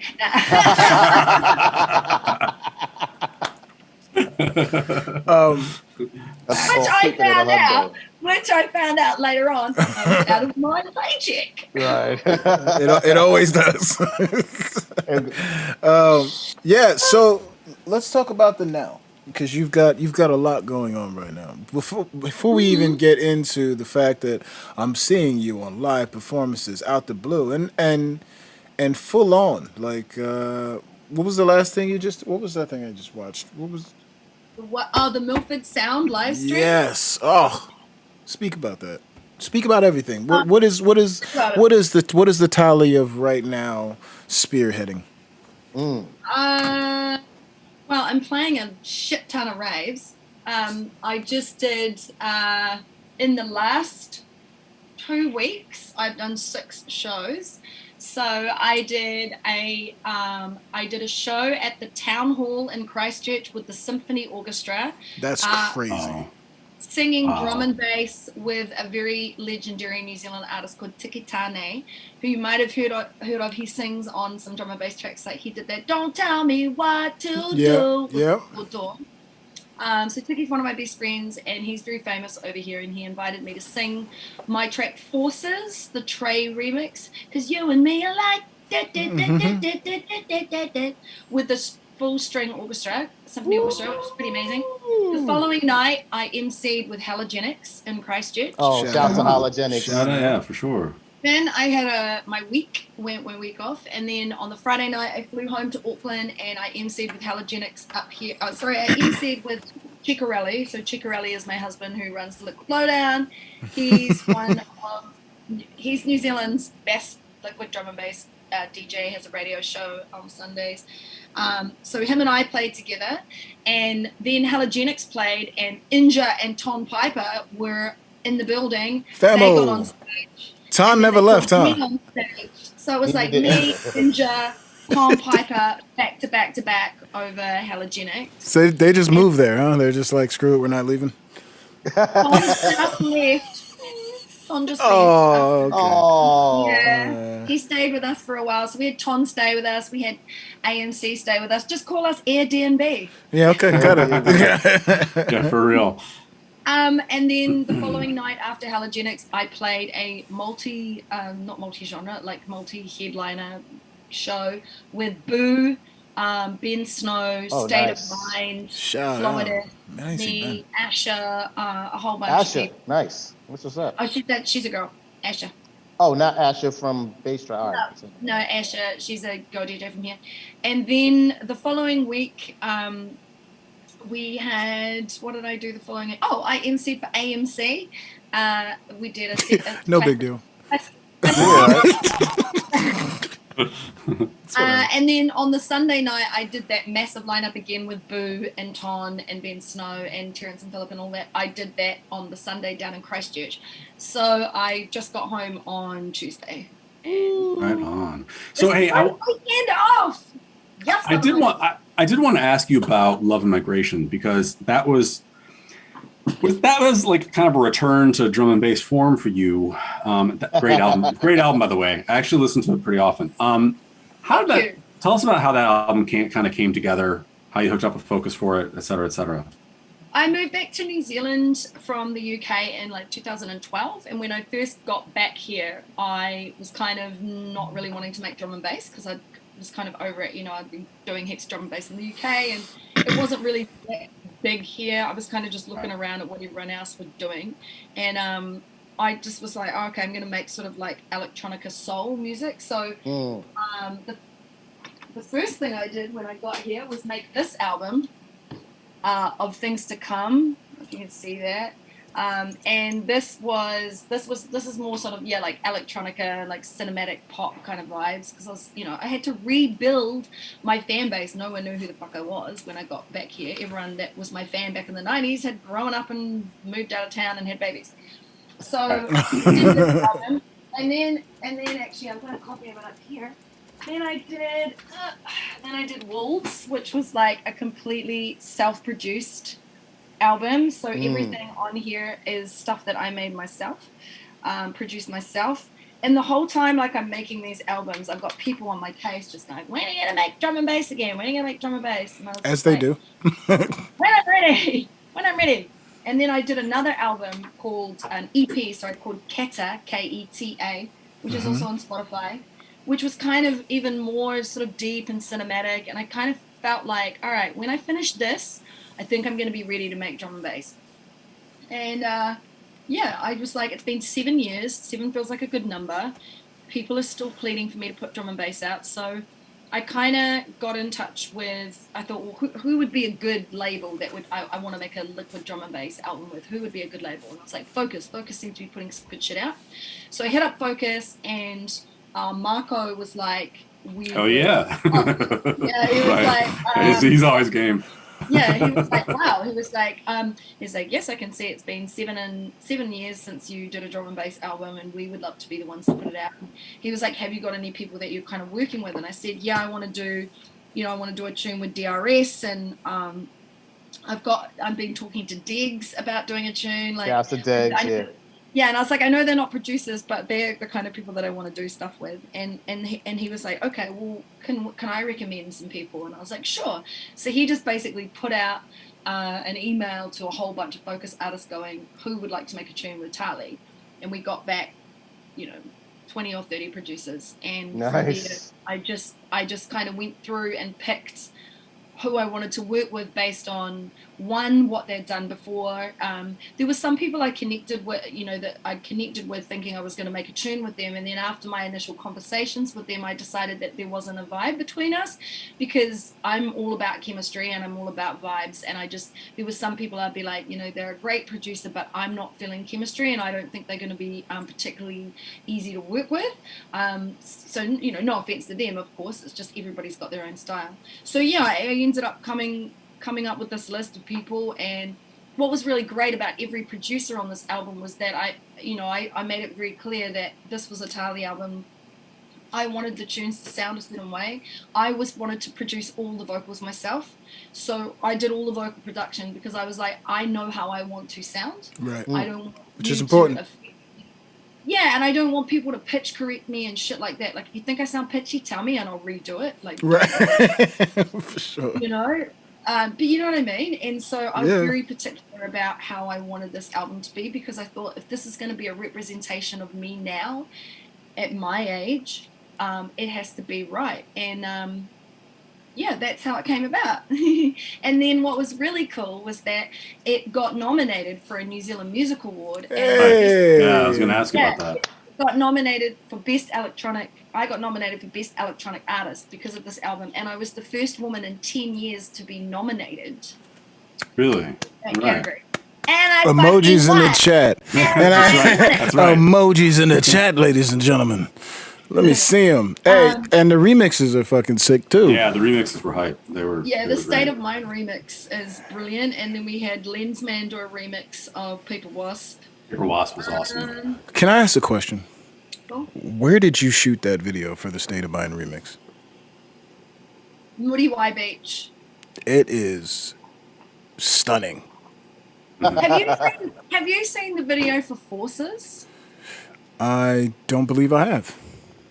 So that is also a pretty dope location. Again, it's out west, so we have you know, we're in the very thin sliver of New Zealand here in Auckland. So we've got the east coast, just 10 minutes drive over there, which is gold sand and no waves. It's like Mediterranean. And then you drive 40 minutes that way to the west coast. It's black sand, rugged cliffs, huge waves, perfect for surfing, lots of bushwalks. So you get that within, you know, this intermediate. We're right here. And so you've got Muriwai Beach, Muriwai, which is Muriwai, if you're a white person who can't speak Māori. Muriwai, which is up there. And then Forces was filmed at Bethel's Beach and Bethel's Waterfall. And I got in the waterfall like for Forces, which was freezing cold. This thing right here? Can you see it on the screen? No. Oh, you about to put it up on the screen? Takes about 2 seconds and then it'll flip over there. We got a little delay. You know what I'm saying? A little internet. The State of Mind remix, I filmed that with just my mom and a cameraman. What? Yeah. I mean, they're both. I got them both lined up, so let's watch them both. I mean, I got them if you don't mind. I would like to play some music. Yeah, let's do it. Which one do you want to go first? I got Forces pulled up, so I'm gonna. That's the first one. It is staring directly at my face. So, Roti and Poutine, ladies and gentlemen, every Thursday, 10 p.m. Eastern Standard Time, 7 p.m. Pacific. We are here with special guest Tali. This one is called Forces. I want to see this video. Let's see.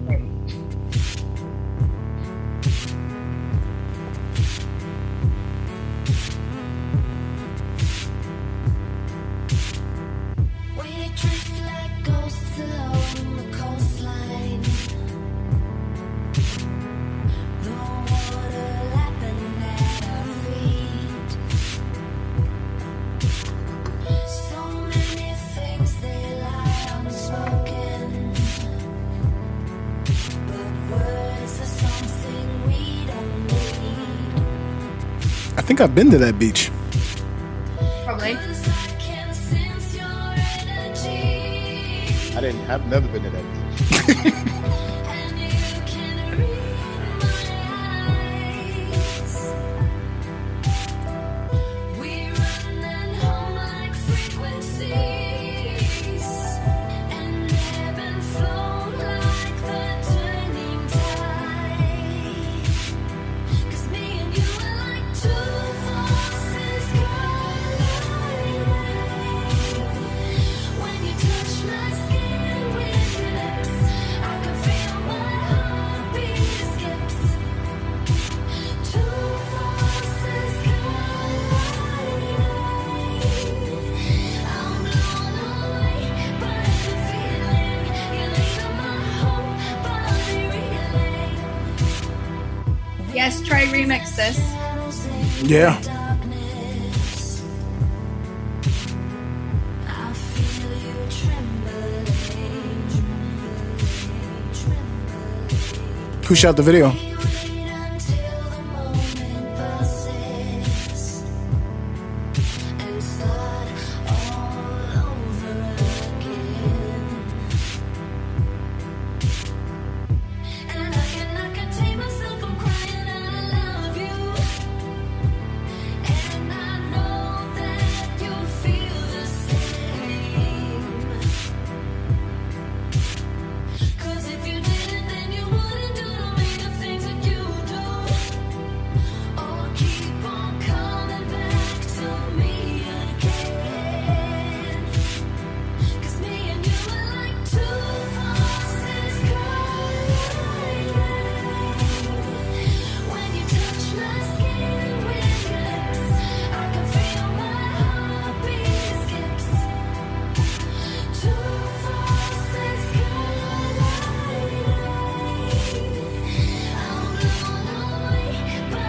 Roti and Poutine every Thursday, 10 p.m. Eastern Standard Time, 7 p.m. Pacific. Special guest, the Tali. Who's the guitarist? That's my friend Harry playing guitar there. Go on, Harry.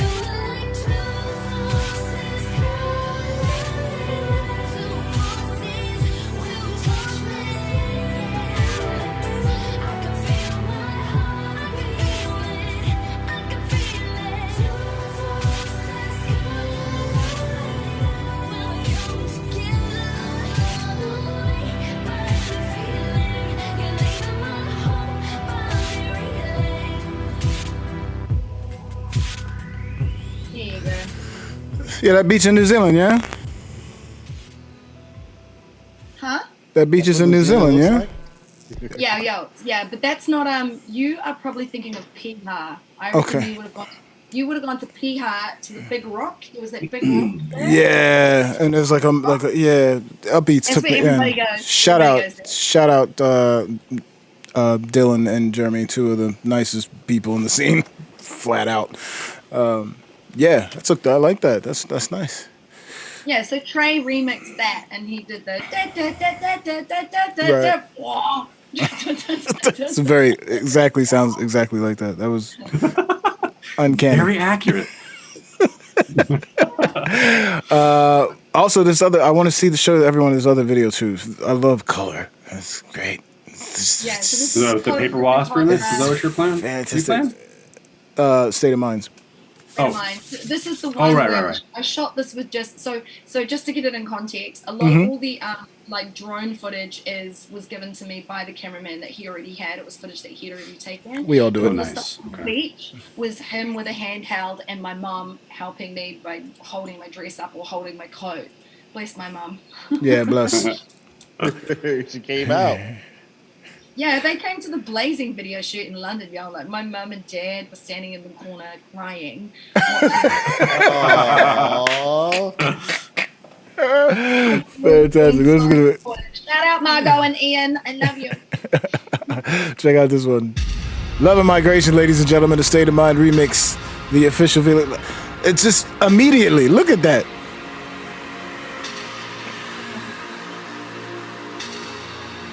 What's on the chat? Great dress.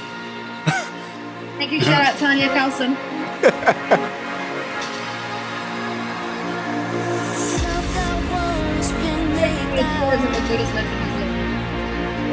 Roti and Poutine every Thursday, 10 p.m. Eastern Standard Time. We here. Gotta put in work to find self-worth. Even if you're bruised by the fight, the exodus is worth it. From destruction into the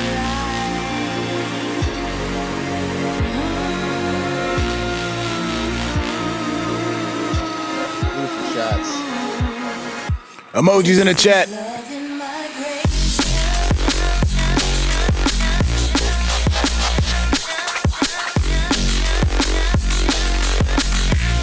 The boots.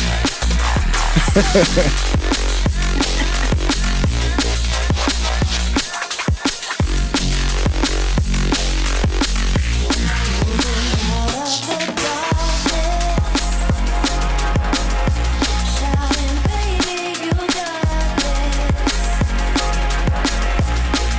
That's how it's always been. I just wasn't listening, but at last I am focused. Emojis in the chat. Emojis in the chat. Migration.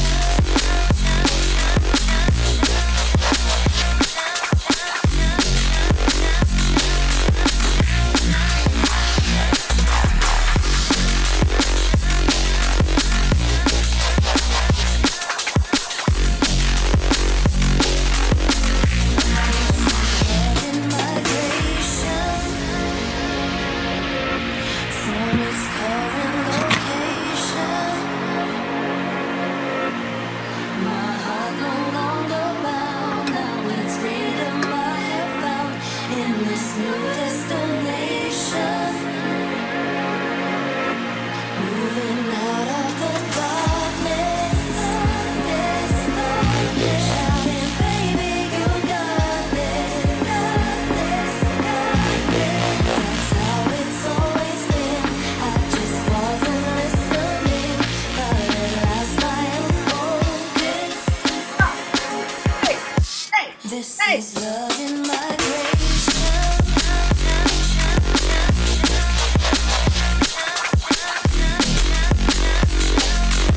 Emojis in the chat. Emojis in the chat. Roti and Poutine every Thursdays, 10 p.m. Eastern Standard Time, 7 p.m. Pacific. Myself, Armani, the track, the Valiant, special guest, the MC Tali.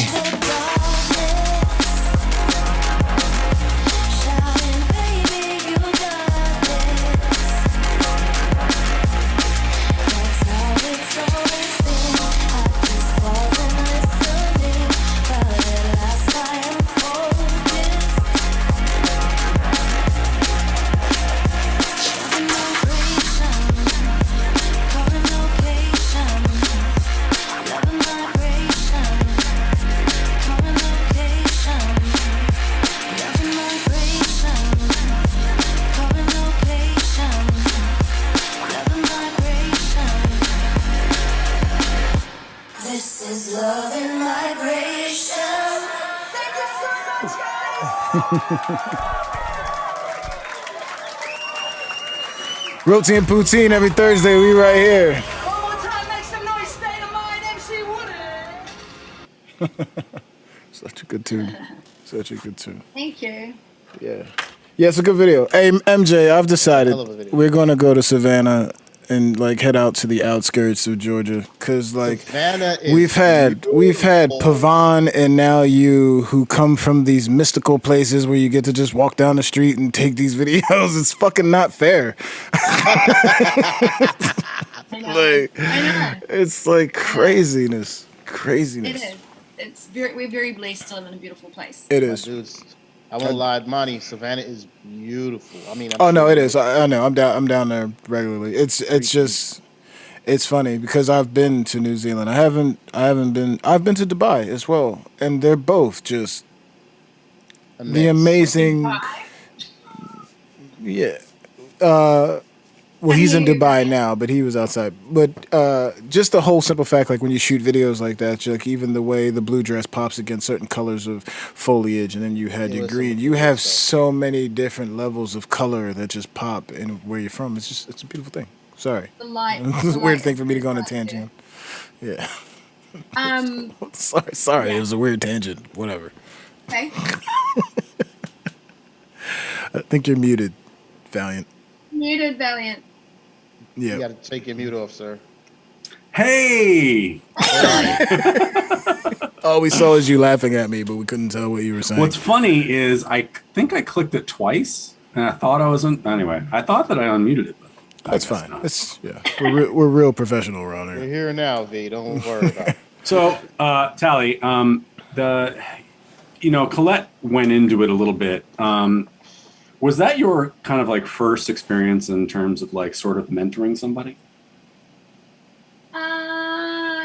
No, not really. I mean, I am a trained teacher. So Okay. before I left Aotearoa, New Zealand, to go to Melbourne and seek fame and fortune as an MC, obviously I finished drama school. I went back to university for a year and got my degree in English literature. And then my parents were like, okay, we fully believe that you're going to be a famous MC, but just in case it doesn't work out, maybe Right. you'd like to go to Teachers College and get your teaching degree, because once you've done university, you only have to go to Teachers College for 1 year. Right. So I was like, fuck it, okay, I'll do it. So I went to Teachers College and I got my teaching diploma in secondary school teaching.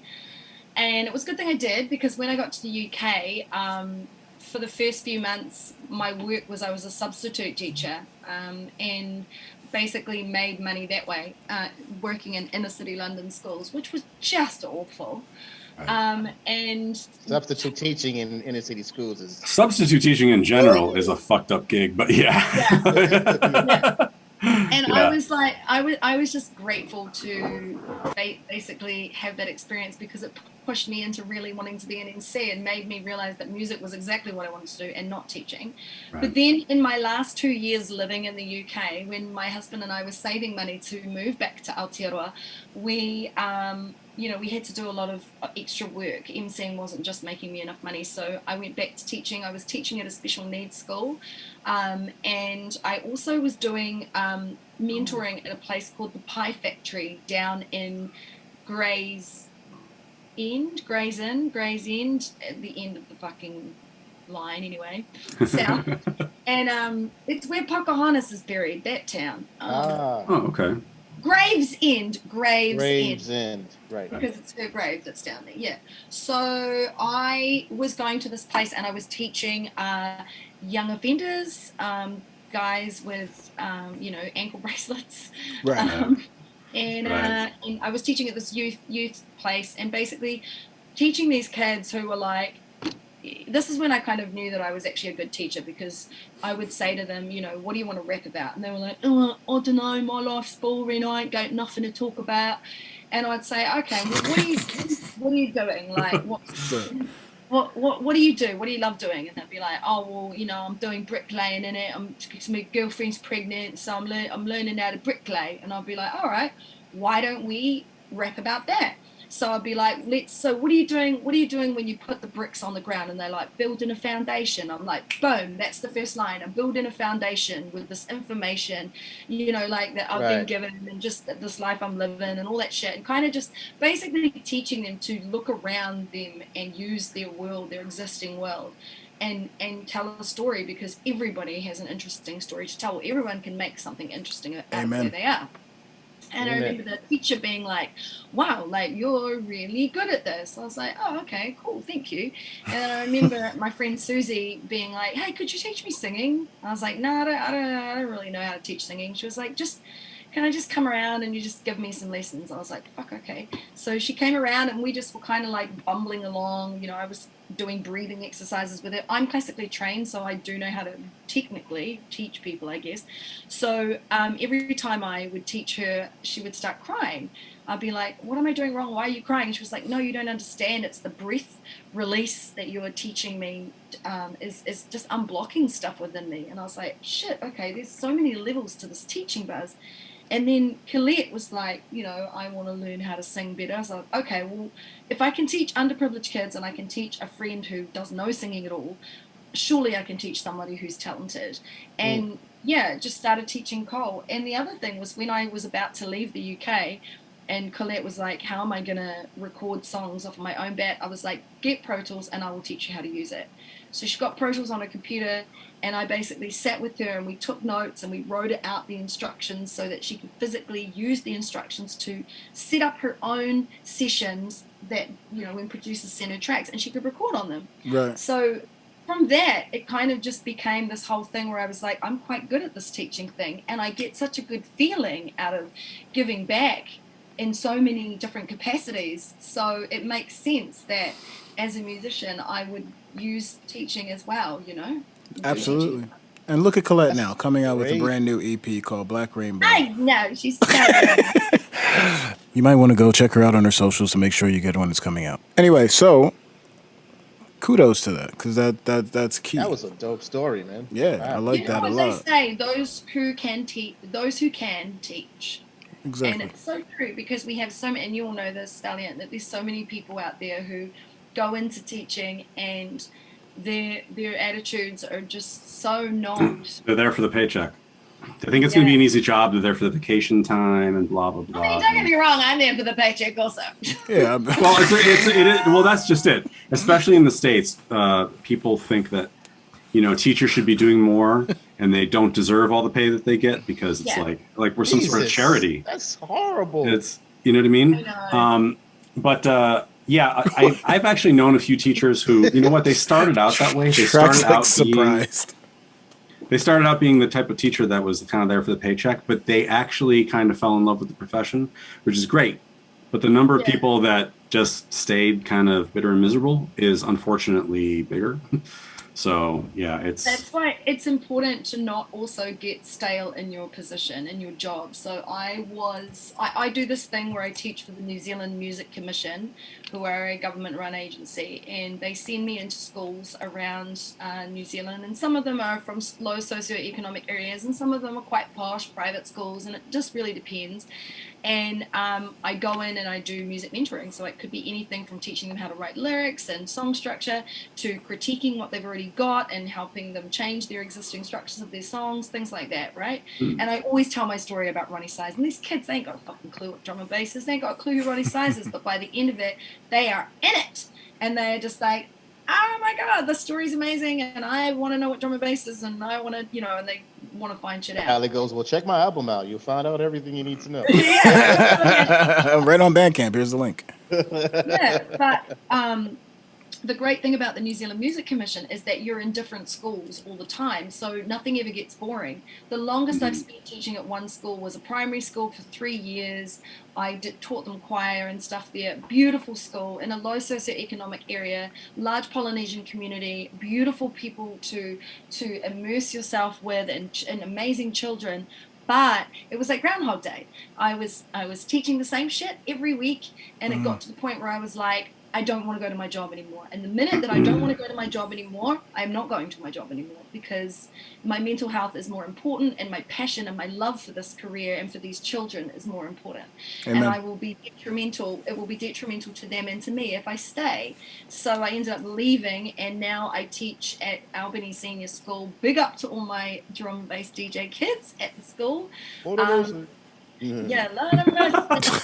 They're my high school kids. They're young adults.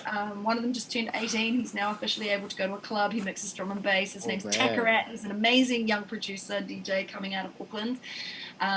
So keep look him up. Look him up. Right. Takarat. Yeah, he's amazing. And I love it. I get to teach the kids how to produce on Logic, and I got the kids a controller for the school. I managed to do a deal with a local record store and get a controller in the school, and I'm also doing a deal with the principal to make DJing part of their school accreditation curriculum. Wow. Yo, yeah. Shout out. So like we've had this like 2 weeks in a row now. We had TB on last week who talked about how much the country poured in of Norway into their music program. It's wild to us in America right now because they're pushing the arts out of curriculum. They're pushing everything out of curriculum, but Yeah, that's true. and for years I work with the Upbeats. We've spoken about this already on the show, and I've seen firsthand. Your track pushing is one of my top 5 fucking hype tunes that I will play when I want to get lit. Thank you. That was my appreciate that. I loved making that tune. I loved making the video for it too. It was really fun. Yeah, I love those dudes, man. It'd be crazy if we had another album coming soon. Anyway, so what was really cool what was really cool with working with them is how much New Zealand pours into grants and all that. They really push you guys from no ones to the highest of high. Like a lot of money being spent into pushing the arts, and like that's crazy to me. The Lyric on My Lip documentary, bro, like I applied for, there's another foundation called Creative New Zealand, which is purely arts grants. And you can apply for Pacifica grants, Māori grants, you can apply for writing grants, music grants, drama grants, fucking all sorts of shit. And yeah, I applied for that. I got like 16 grand to help me make that documentary, which was great. That's unheard of here. Like that is crazy. Yeah, like never gonna happen here. So the music videos, like I tend to just produce my own music videos because a lot of the time you've got to apply for these grants and a whole bunch of other people are going for them. You have to already have $2,000 existing to get the grant. But then they will give you another 8 grand so that you can make a 10 grand music video, because they want the arts that are coming out of this country to be quality and of a world... what's the word? They want it to be worldwide quality so that you can see stuff coming out of New Zealand and be like, that is a place that recognises the arts. It's exactly like that. Right. And we have a very good government in power at the moment. Jacinda Ardern, she's amazing. And DJ, Prime Minister, yes. Yeah, we got to change that. It's so funny when people always say that, but she does love drum and bass. That's all we need to know. No, it's a beautiful thing. Yeah, I'm sorry that caught me off guard. It's kind of sparked a thing here. It's just, I feel like somebody needs to do something about that here. Like, it's, all we need is support from other people, and I feel like we should have some are you people kidding me? speaking Like, I know it's hard. It's an uphill battle, but we can do it, man. Why not? This country is well, okay, here, this is kind of a weird analogy, but like someone posted about how there was a little boy, paraplegic, needed a new wheelchair. And of course, his family could not afford one. Insurance wouldn't cover one. So a high school robotics class built one for him. And someone pointed out that the fact that this is a feel-good story, and the United States points to everything wrong with the way healthcare is funded and blah blah blah blah blah. Okay, so when it comes to that kind of thing, the fact that we can't get healthcare funded in the United States, we can't. I mean, the Republicans want to gut the NEA. They want to like eliminate any arts funding whatsoever. It's just like finding any funding for the arts in general is such an uphill battle in this taxophobic country. It's just totally. I feel really sorry for you, and I feel really sorry for the fact that you don't have healthcare. Like, free healthcare, like that just completely baffles me. I'm in Canada, so I do. Damn, just stick it in, bro. I remember a friend of me saying, "Oh yeah, you know, I got pregnant in New York, and then my bill was like $50,000." I was like, "What?" Yeah. I had a friend that aspirin's like $800. Get his teeth done over, and in New York it was something like 10-15 grand, but he found something which is weird to say. He had to leave New York and come down here to Florida, where I'm at right now, and pay $3 grand for the same setup. It's all coming out of his pocket one way or the other. Yeah, right. But it was just the fact that he had to pay, find a place to chill out, and food, and be down here for like a week plus, because you have to do like 2 separate situations. Yeah. And it was like, well, I mean, you save money, but it's still cost grip. I mean, but dental care is fucking expensive, though. Like Oh, I know. I don't understand why dental is not covered. In like in Canada, it's not covered for. It's a separate. In the States, it's a separate insurance in the States. I know, it's crazy, and like it's so like completely tied into your overall health and well-being. I just don't understand. Yeah, you can develop heart problems if you don't take care of your teeth, which is the craziest thing I've ever heard. But yeah, weird pivot. All right, Great. Tali, thanks for coming and telling everybody to get the teeth fixed. It has been a wonderful show. If you can do me a huge favor, Sugar Brat is, along with MJ, a moderator in the show. She is the driving force behind everything remotely even promoting this show. She's been here since day one. She was excited for Collette, and goddamn it, was she excited when she heard you were coming on. She is a super duper fan. She's in the chat right now. We love her to death, and you know what I'm saying? Just throw her a shout real quick. Everybody throw some emojis up for Sugar Brat. She's just been super happy to have you on. She damn near, flew by regular arm span to here to punch us all in the face once we announced that we got you on, because she was so damn happy. So I just wanted to point it out. She is a Sugar Brat. Thank you for everything that you do to help make this show what it is, and it's always really awesome to know there are others fucking putting in the yards behind the scenes. So mwah to you, sister. Yeah, she is the GOAT. Absolutely. Real. Yeah. Who runs the world? Yeah, for sure. Right. Non-binary. Absolutely. Very true. Do you have any closing remarks? I've had a blast. I was meant to tell you. Sorry, I got on a complete tangent, but I was meant to tell you about the fucking Milford Sound thing that I did. So if you all want to see something really cool. Yes. So it was like me and Chicarelli, my husband, and Monroe and MC Tom Piper. We got invited down to Milford Sound, which is past Queenstown, like right down the bottom of the country. It's the second wettest place on Earth after the Amazon. And we had rainforest growing out of majestic, high, enormous fjords, which is kind of unheard of. So it is a pretty special place. It was my first time going there. I can't believe in all these years I've never been there. We got put up by these beautiful people called No Trace and Think Loud, No Trace Productions, Think Loud Collective, and they got us really nice Airbnbs in Tianao, the local town, and then we drove 2 hours, and as we were driving in, it was raining. There was like waterfalls like gushing down the sides of these mountains, and we were like, shit, we're not going to be able to film this live stream. And the photographer was like, yes, but if it wasn't raining, we would not get these scenes, these scenes of the waterfalls and shit. So we get there, we go on the boat, we go out, we do the whole tourist thing, like, hey, get wet, all the waterfalls landing on us and stuff. It's incredible. And then we're like, what are we going to do? We're going to have to put the decks on the bottom bottom level of the boat. This is the only way we're going to be able to do it. And as we're standing there discussing this, and we've set up the decks on the bottom level, as we're standing there discussing where we're going to position the boat in the fjord, the fucking sky clears, y'all, and the sun just starts coming out. That is wicked.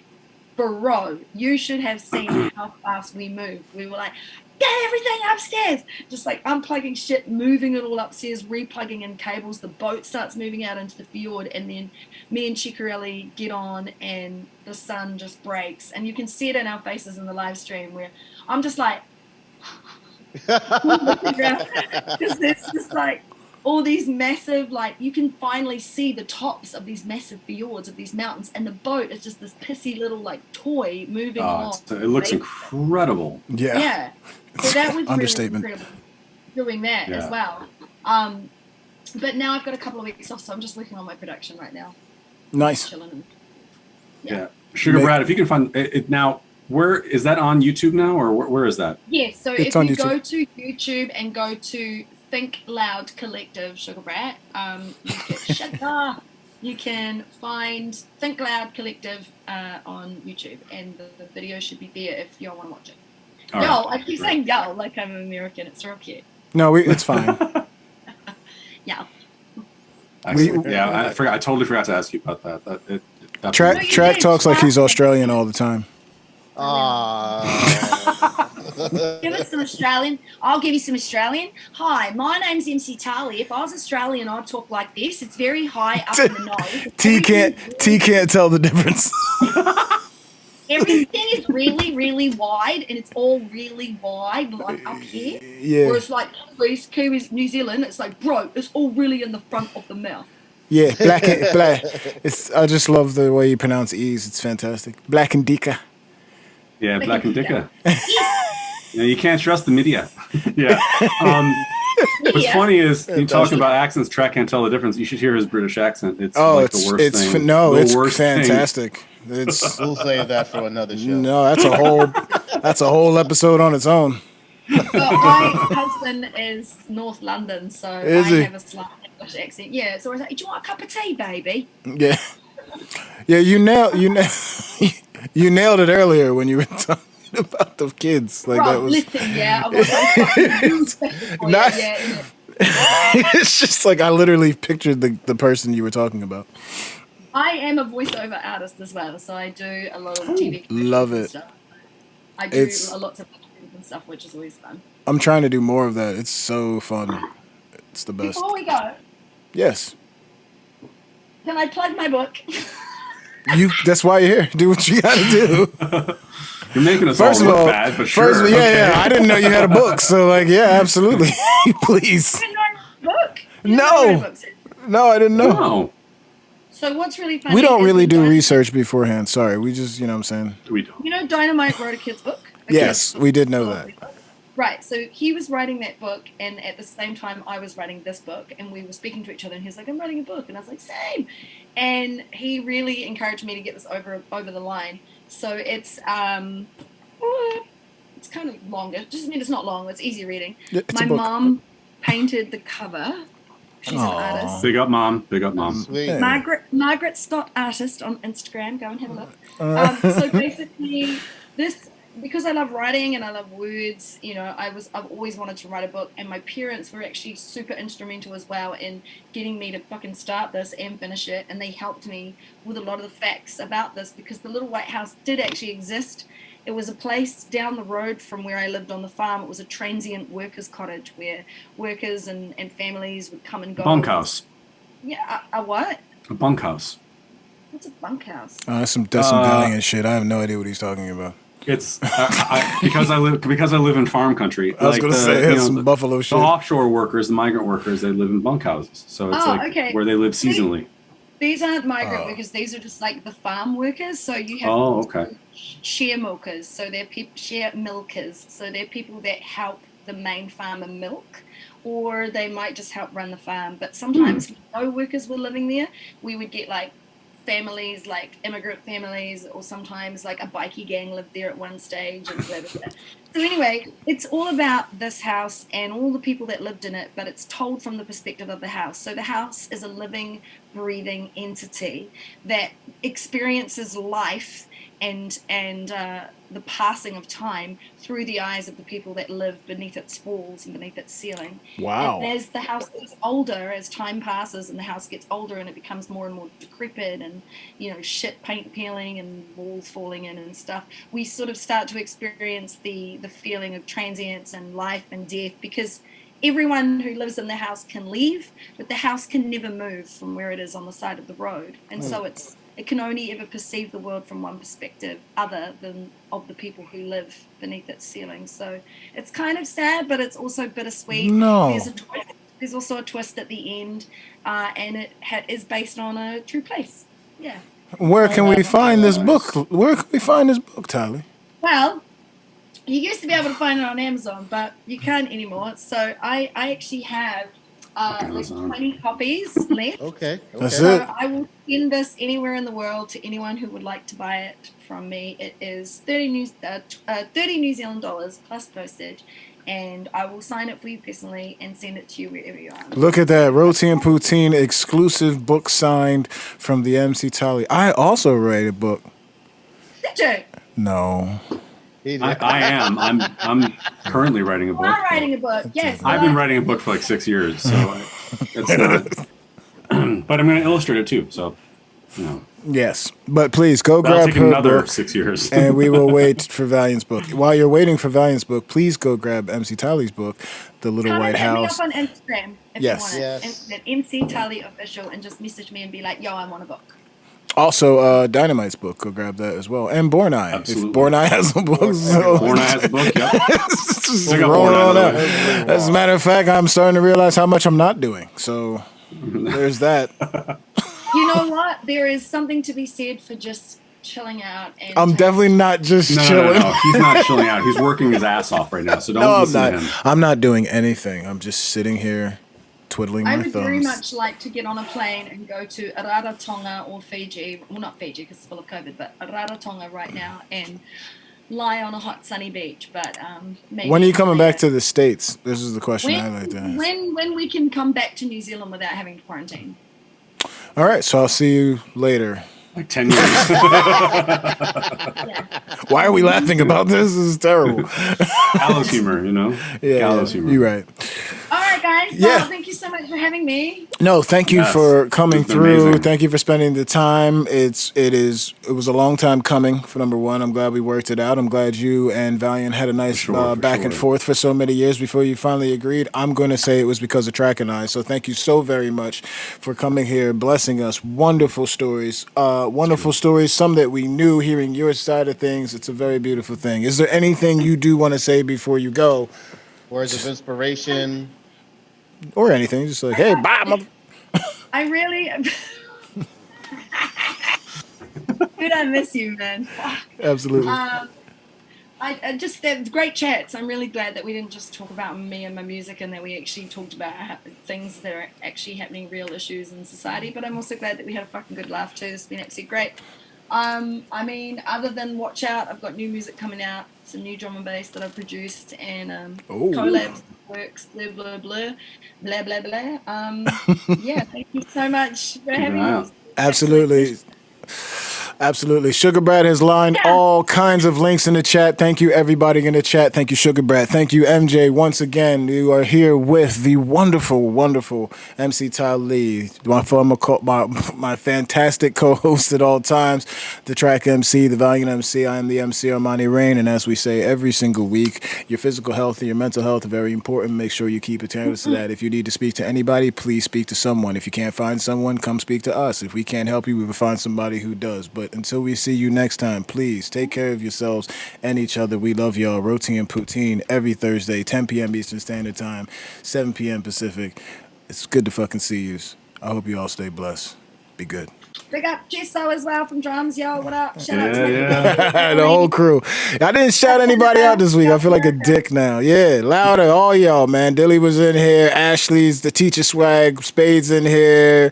Jesso, you already know this family business Larry. from way. Yeah, everybody's in here, business. man. Yeah, super love y'all. All right, guys. Yeah, we're Thank out. you so much. I'm signing off. Love you all. Peace. Take See it you easy. later. Blessings.